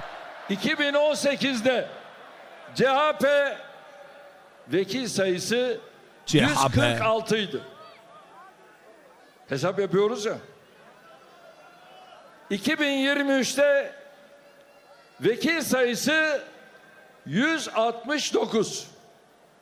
Gördüğünüz gibi bir artış var. Fakat burada kiralık vekiller var. 40 tane I kiralık guess vekil. you can't say that 129 is bigger than 146. Bu milletvekilleri sayısını düşürene de So I guess haydi diyemezsiniz. you can say it's okay if you drop down the number of your MPs from 146 to 129. Bir video çekimiyle haydi diyebilirsiniz ama Ben So most Kemal probably Gelin this person in question can say, come on, with a video shoot together with the Candle Mountain terrorists, but this nation didn't fall into your trap because you have already lost 17 of your MPs. Sassy X Bell, thank you for the 10 gifted subs. He's not legally allowed for a third run. Bitch, what do you mean? There's like 11 different components that he overrode just to My dear fucking brothers run and this time sisters. around. What are you talking about? What He was can, he saying? This is his third run. He can run as many times as he wants, bro. He He was changes the saying rules that if every you time. want What are you to- talking about? There's no fucking rules for Erdogan. Bro, he changed the law. So he did a referendum. He utilized the momentum and the martial law that was set in order after the fucking coup d'etat that failed to literally put forward a referendum and change the Turkish constitution from a parliamentary structure to a presidential one where he consolidated power. He already had all of the power, but he already had all of the power regardless. But now he basically solidified the power that he had, okay? He made it legal, okay? It doesn't fucking matter what the rules are. He is very similar. I know I say like Erdogan is similar to Donald Trump in many ways, but he's actually very similar to Vladimir Putin. Like it's a much better comparison in my opinion, okay? Very, very similar to Vladimir Putin in the same exact way. His modus operandi is like pretty much identical to Vladimir Putin, and he is more shrewd than Donald Trump is. Adalet mülkün esasıdır. Justice is the basis of the state, according to our understanding, and that cannot be changed. And the people that are saying he's going to die of colon cancer soon, motherfucker, he's been supposedly dying of colon cancer for 20 years, okay? Get the fuck out of here. You can't rely on him possibly dying of colon cancer, okay? It's just, that's never going to happen. Rahmetli Menderes'in yeter söz milletindir diyerek. As Menderes was saying, enough is enough. The word belongs to the nation. So the doors of a brand new era has been opened back then in 1950s, and as of 1950s we have been faced with many challenges, and behind all those challenges, of course, Erdoğan daha there was 100 the yıl daha process of yönetecek weakening size the strength kudur of Turkey. FETÖ'cüler. That's why the coups Oğlum have been FETÖ'cülerin plotted, amına and that's koyayım ben. Ne gerizekalı why the adamsın. Milli memorandums irade have been tecelli oldu. given, and Kudur that's why FETÖ'cü. the coalition governments And have of course, been formed. And of course, this man's fucking dogs are coming in here to be like, dude, you're FETÖ'cü. Yeah, dude, totally. I'm a very religious guy. Yeah, I'm from the same... You think I'm a supporter of the same fucking religious cult that this fucking dickhead was a part of? Get the fuck out of here. Economic potential to be tapped, unfortunately, have been prevented for this very reason. In eastern, western, northern, and southern part of our country, our area of influence have been indeed tarnished and covered.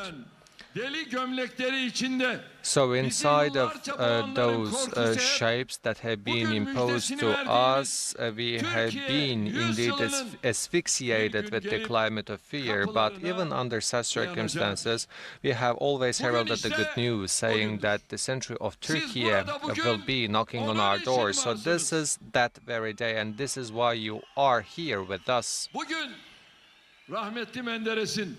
Today, demokrasi ve kalkınma hamlelerimizin en üst seviyeye is the day when we are making sure that our democratic reforms and economic development reaches to the peak point.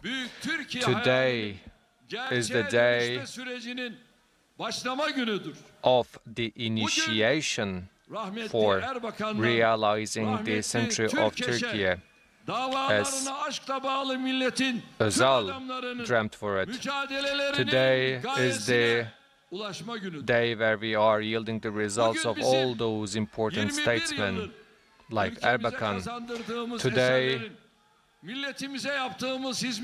is the day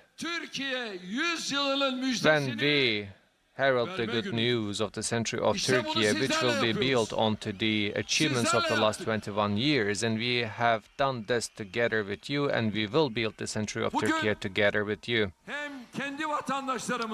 Today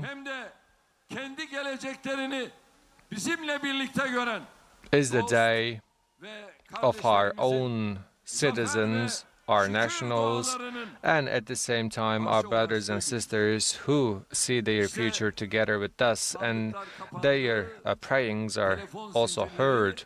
When the ballot boxes are closed, we have received many phone calls from the Gulf countries all the way to the UK, to Russia. All the heads of state have congratulated me, and I also see that those congratulations messages will continue tomorrow.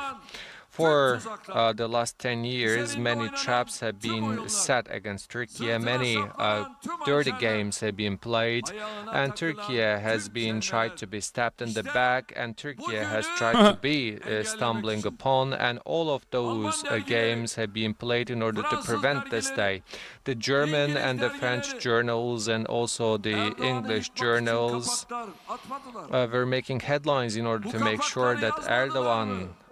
No, it's not going to be about Turkey all day today, man. Shut the fuck up. It's like, it's only been 2 hours, okay? This is a pretty fucking important election. We're going to get to the debt ceiling in a second. Don't worry. You have seen all those alliances set against us for many months, and you have seen whom are cooperating with who. So from all those terrorist organizations to the deviant movements, you have seen who was standing against us, and you have seen all those dirty games played. But what happened in the end? Thanks to God, they didn't achieve and they didn't accomplish their targets. Hopefully from now on, they will not be able to achieve anything, because this nation has such a solid character and has such a strong wisdom, and this nation has shown it after every calamity and challenge that they have faced with. So for this very reason, it's not possible for anyone to find the weakness of this Turkish nation, so anyone who tries it will lose again. Only throughout the latest election, what we have witnessed showed us this principled and honorable stance of our nation. As long as we have such a strong bridge of love between us and our nation, if God is willing, there is no problem that we cannot solve, and there is no fight that we cannot win. So, once again, I would like to express that I am grateful to my God for making me one of the members of this great nation. My august nation, my dear brothers and sisters, as the elections are over, we can allocate all our time and all our energy to work, to create masterpieces and to serve to this nation.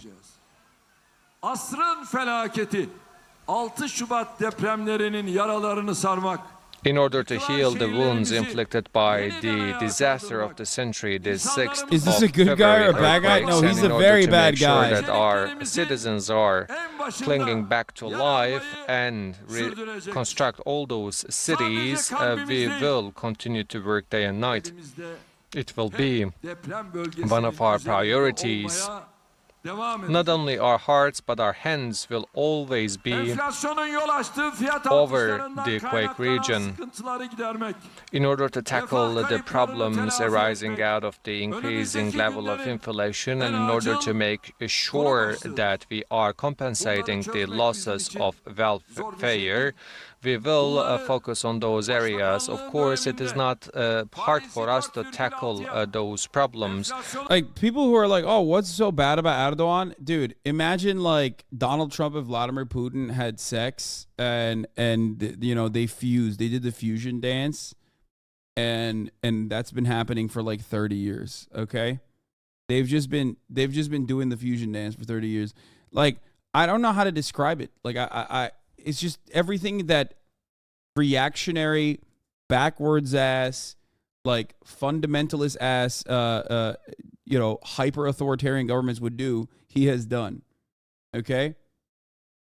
So just normal USA? No, bitch. No. The United States has not experienced something like this yet. The United States' corporate corruption can only go so far. Okay? Sorry. The United States, like, individual corruption by political leadership can only go so far. It's nothing like that. The United States is led by corporations, okay? This is a little bit different. Recep Tayyip Erdogan is the corporation. Think about it like that, okay? He's the corporation that runs the country, if you want to think about it from like a corporate standpoint. Like, this is different. Like, I don't know how to describe it in American, with American terms. Like, Trump can't go so far for his own, to line up his own pockets, okay? In the same way that Erdogan has so successfully.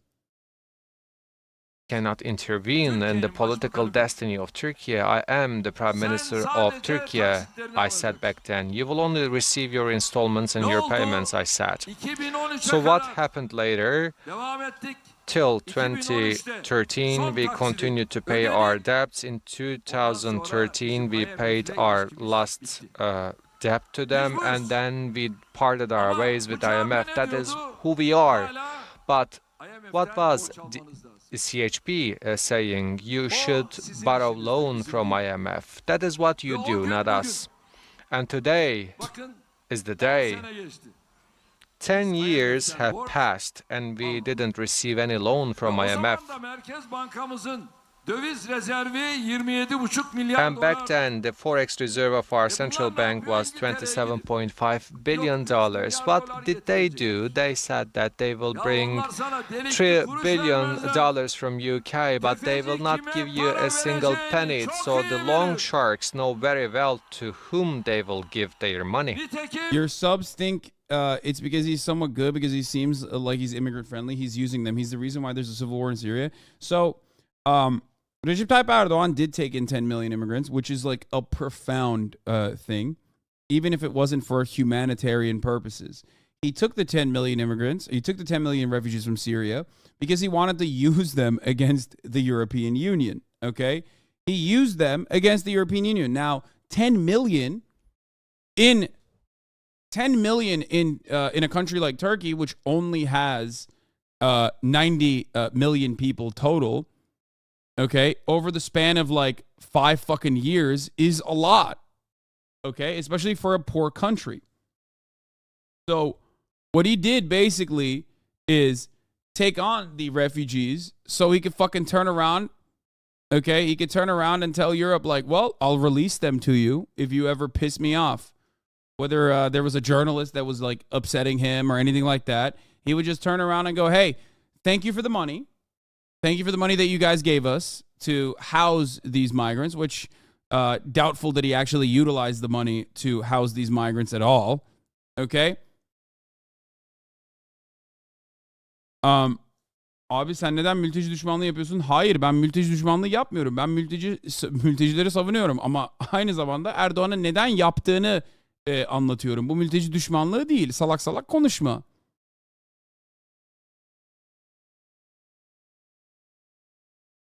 You defend illegals in America. Okay, my lord.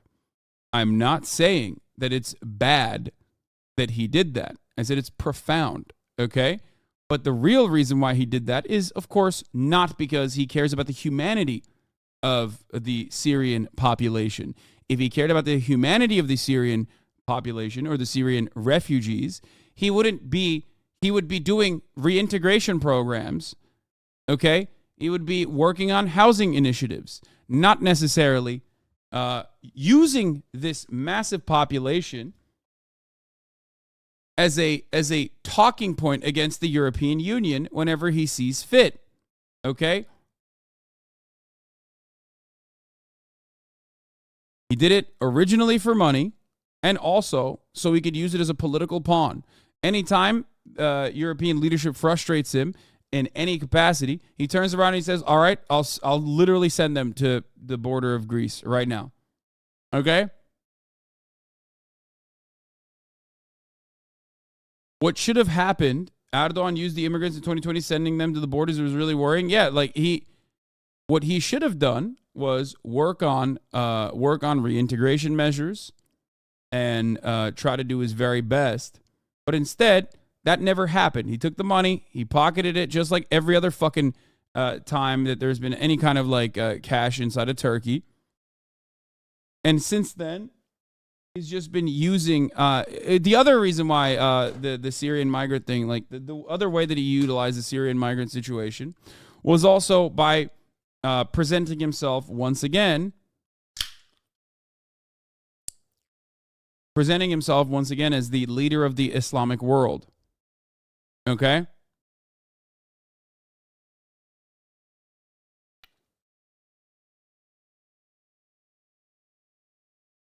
This way, he can show to the rest of the Islamic world that he is in support of Muslims all around the world. He's defending Muslims all around the world. And as far as I understand, and I don't know what the actual situation is, but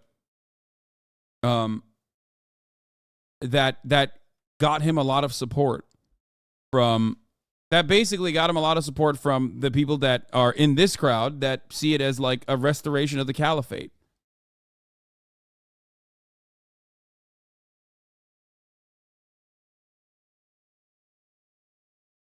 Okay. Project. From tourism to sport, from energy to economy, we have achieved centennial works for our homeland, and of course we will improve our Would the CHP benchmarking. kick the migrants out? Fuck no. No, they can't. They can't fucking do that. There's anything that the opposition says about like what they will do to the refugees is also bullshit, okay? No, they would not do that, and they can't really do that In either. line with the dreams and the targets of our young people, there is no rest for the CHP weary. We will gönderecek not %100 stop. inanmıyorum buna. %100 inanmıyorum. Nereye gönderecekler amına koyayım? Nereye? Nereye gönderecekler? Avrupa'ya mı gönderecekler? Nereye gönderecekler? Yeah. He also used them for cheap labor. They literally passed a legislation that allows refugees to work without insurance. It's illegal to work without insurance in Turkey. Yeah, it created yet another structure for a permanent underclass in an identical capacity to the United States of America. On a global scale, and we will strengthen the position of Turkey as a hub. Likewise, Mr. Putin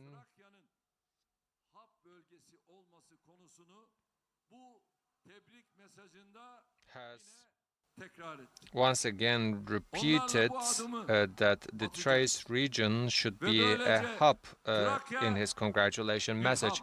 We will take additional steps in that regard, and we will turn the Thrace region into an energy hub. So we will also improve the brand value of our defense industry. What do most people in Turkey think about the refugees? In the field, the conservative side likes the refugees because they are brothers in Islam, and the liberal side is actually very anti-refugee. I'll just say it in the most honest way possible. There is a lot of animosity towards Arab people across the board in the liberal side because, unfortunately, Recep Tayyip Erdogan has presented himself as. I mean, this goes back to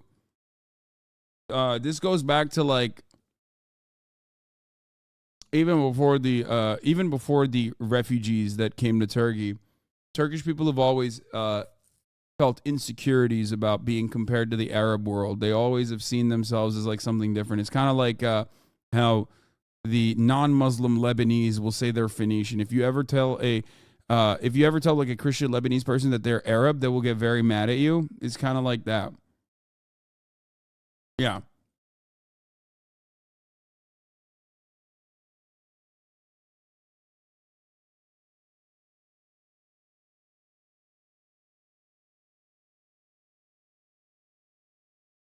So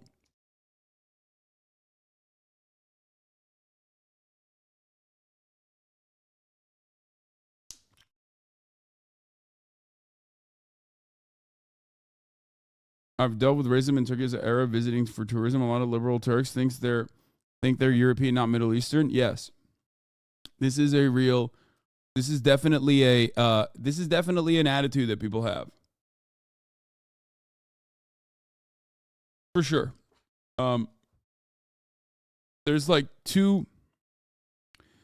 If I were to cut it in half, like there's two different components here. On the one side, you have the Islamist, more fundamentalist, more religious Turks, oftentimes in like rural areas of Turkey, that want to restore the former glory of the Ottoman Empire. He's the Islamic Caliphate's like restoration. He is the one who's like defending Islam against the Western perverts and the moral degeneracy. And on the other side, you have the liberals who are like, no, we are not like Arabs. We are not like Muslim. We're actually, even if some of us are Muslim, we're very progressive. We are eventually one day going to join the European Union. And both sides are huffing in copious amounts of copium, okay? That is the reality. Like, I'll just tell it to you how as it is. Now, obviously, one side's understanding of how the country should be run is closer to mine, at least, and that is the liberal side, who do happen to be more secular, who do happen to be, believe in like civil liberties and whatnot. But the secular liberal side certainly still has a lot of animosity, a lot of xenophobic animosity, and a lot of anti-Arab sentiment, because they see all of the Arabs that have come in with foreign capital into Turkey under the Erdogan regime as like an invasion of capital, basically, an invasion of foreign capital at the behest of Recep Tayyip Erdogan. And they see Arabs as like lesser than. They see them as like fundamentalist, religious. And in some instances, the Arabs that are, of course, coming into Turkey, who collaborate with Erdogan, are fundamentalists. They are religious, right? Like you have the Wahhabist elements and whatnot. So, but that doesn't mean that all Arabs are like that, obviously. And there is still that kind of sentiment regardless, this idea, this like anti-Arab sentiment regardless. Okay?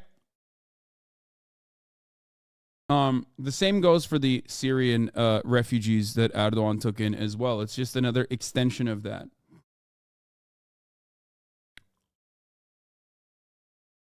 So that's what it is. That's why you'll see, I mean, I don't really cover this too much, but that's why you'll see a lot of like liberals who normally like what I have to say when I'm shitting on Erdogan greatly deviate away from my perspective with respect to like Syrian migrants in Turkey. My issue with Syrian migrants in Turkey revolve around their treatment and their conditions, which Erdogan is using as like slave labor, basically, and also a political pawn across the board. I've said this over and over again. No matter what happens, I think that taking in refugees is not a bad thing. It's a good thing, but taking in refugees, especially a massive amount of refugees in a short period of time, is always going to come with a sequence of complications. So what you're supposed to do is focus immediately on reintegration and integration efforts, language programs, work training programs, and things of that nature, with a hope that you can inevitably create a successful pathway towards citizenship, instead of keeping them as second-class citizens within your borders who will be subject to a tremendous amount of economic oppression. And of course, when you are when you're subjected to that reality, okay, when you are second-class citizens, you're working for pennies on the fucking dollar. Of course, you're going to be. The same cycle of poverty and violence is going to happen within your communities. It's not even different than. It's not even any different than what happens in Europe as well.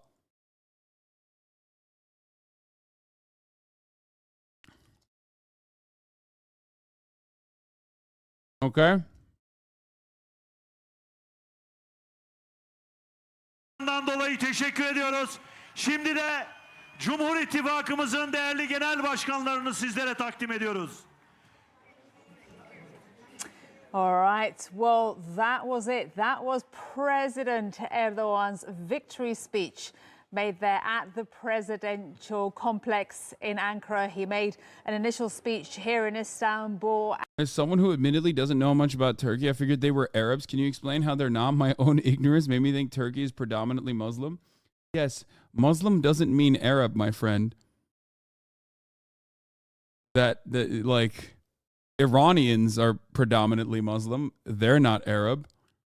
You know what I mean? Malaysia, Indonesia, like Indonesia is the largest, most populous Muslim nation on the planet. They're not Arab. There are plenty of places around the world that have that are not Arab that are Muslim. Turks are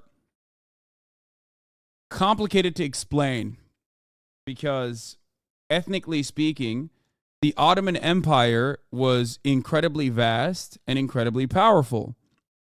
And when you are a massive empire, you end up being hyper diverse. Not dissimilar to what you see in the United States of America, for example. So, while Turkish people are predominantly Turkic, that is their original ethnic background, there are still plenty of, there's still so much diversity within Turkey. That's why you have, Slavic-looking, blonde, blue-eyed Turkish people. That's why you have Turkish people that look like me. And that's why you have Turkish people that also look, Arab.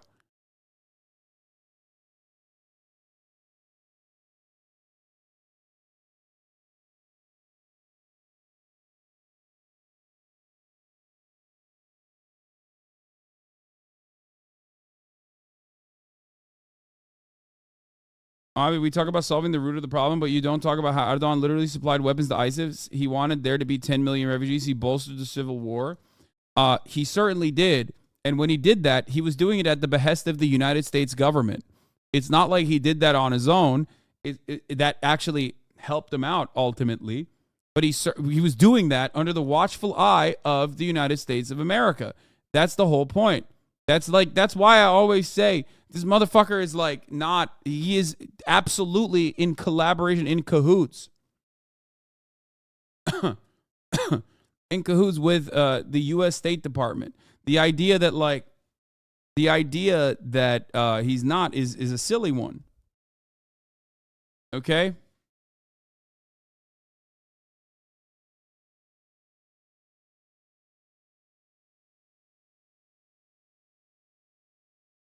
There was a big difference in the path and quality of life between Ukrainian and other refugees here. The Ukrainian refugees were allowed to work immediately, and they got a lot of support. Other refugees do not. The quality and trajectory of their lives are so different. The integration of the Ukrainian refugees have more positive effects.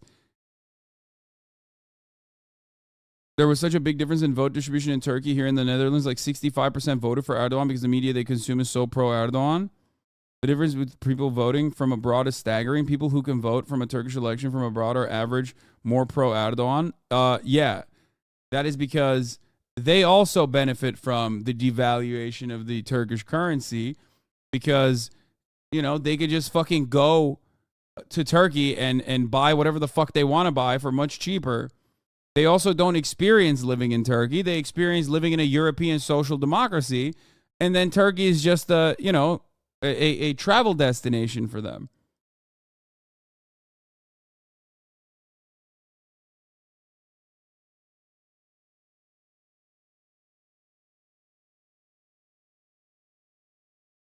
A cheap getaway, exactly.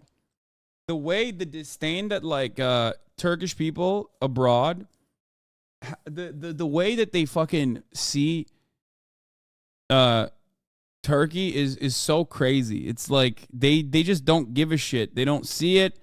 The way that they see it is I don't know how to describe it. They just don't fucking care. It's a cheap travel destination for them. You know what I mean?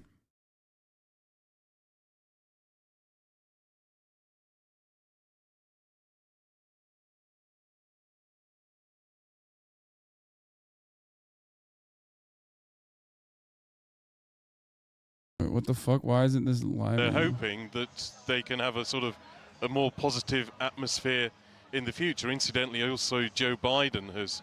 By the way, this is the state. This is the state broadcaster, so they're going to be pro-Erdogan. They're going to be glazing him.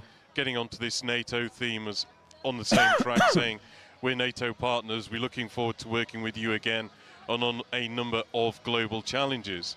I think it's also interesting to mention there are not only lots of world leaders who are very friendly with Turkey, so countries like Russia, Azerbaijan, Ukraine, Uzbekistan, Pakistan, Qatar. These are all sending congratulatory messages as well, and these were some of the very first to send these messages. But also, we've got messages from countries everyone's that so have not excited. been getting on at all well with Turkey in recent They're years. wishing So Turkey within a couple of well. hours or so, They're there was a very message excited from about the Armenian Turkey. Prime Minister.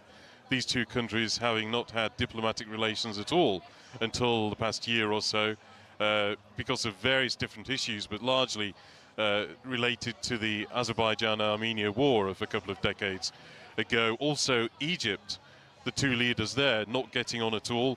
They're going through a rapprochement at the moment. Foreign ministers have had a meeting. Aid came from Egypt after the earthquakes, and there was an informal meeting of Recep Tayyip Erdogan and the Egyptian President Abdel Fattah el-Sisi at the World Cup last year, and now there's talk even of a more formal meeting at some point in the near future. So not only sort of people who are great friends of Turkey, not only people who are falling somewhere in the middle, you would say, like some of the European Union leaders, but also people who have really been on bad terms with Turkey in the past, congratulating Recep Tayyip Erdogan at quite an early stage after his victory has been confirmed. This is such a funny thing to consider here. Like you got like this British dude working for the Turkish state broadcaster trying to say Türkiye, which is like the new naming convention for Turkey, which is like the actual is how you say Turkish, Turkey in Turkish.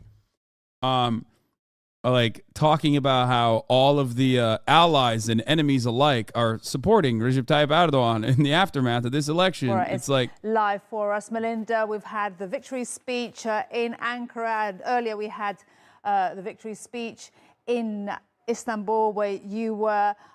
What has stood out for you in these two speeches by the president?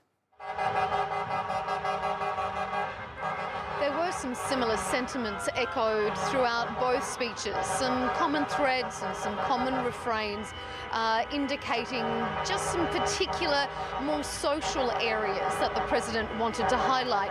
My colleague Andrew Hopkins was just talking about some of the more policy and political elements, but some of the social issues that he called out was really a bit of a nod to the acknowledgement that there will be a time of rebuilding and reuniting the country now. This has been a very polarising election campaign. It was hard fought, the first time it's gone to a second round in Turkish history, an indication that the country is somewhat divided. So the president made reference in his first speech, and he echoed it in that speech in Ankara, that this is not just a win for his supporters, for the AK Party, for himself personally. This is a victory for the 85 million people of Turkey. And he said that he was really going to make an effort to win in a way that no one would lose. So a nod there to the fact that this is really a time for the country to come back together after what has been a divisive campaign. And Melinda, as you've stood there, you know, feeling the atmosphere, the mood today, and also in round one, what do you sense from the atmosphere and what people have told you that is that factor that has really pushed President Erdogan, you know, back to power, or to continue being in power for another 5 years as president? Not just the people we've spoken to here today, but it's also been similar refrains and sentiments from people we've been speaking to right throughout these 2 weeks leading into the second round. It's really been a turn towards stability. It's that continuity and that security that it seems that people were really striving for. And that's perhaps not unusual in tumultuous times. This is globally and economically tumultuous time. People are maybe a little bit more risk averse. They don't want to go perhaps with an untested, an unknown candidate, an untested politician as to how that is going to play out for them on the home front, on the economic front. So it really did seem as if there was this sense of trust. And that is what people have turned to once again when they came out to vote in this second round. This idea that we know what has come before and nothing really is giving us any indication that there will be anything changing in the future insofar as a steady hand on the tiller as Turkey enters this new Turkish century. Melinda Nusifora live from Istanbul. Thank you so much. All right, back now to Ali Can. Maria, thank you very much. Joining me now in the studio is a very familiar face, Tarık Kozlu, Professor of International Relations at Istanbul's Aydın University, and another familiar face, Mehmet Akif Kireçi, also a Professor of International Relations at Ankara University of Social Sciences. They both join me now. We're coming to the end of our special coverage. It has been a long night, but we've just listened to the president speak in Ankara at the presidential complex in front of tens of thousands of people. I think one of the central themes in the president's speech was that Turkey is entering its new century with a strong identity, a new Turkey. And in this respect, I want to talk about how Turkish foreign policy, some of the challenges in its region, geopolitically, how this is likely to evolve in the coming years. Tariq, let me start with you. What do you think is sort of one of the biggest areas of interest? I think the new term of President Erdogan will be the continuation of his performance over the last 10 years. The concepts of strategic autonomy, Ankara-centric foreign policy, multidimensional foreign policy, multi-directional foreign policy, and all of this taking place in an emerging multipolar international environment used to be at the center of Turkish foreign policy thinking. And this will continue, which suggests that Turkey will continue to play great powers off against each other. Turkey's relations with Russia will continue as it used to be so now. And all the buzzwords. I mean, it is important. From my own perspective, to improve the Turkey's pathway. with the European Union. Turkey's pathway to success after all of this comes from China. Okay.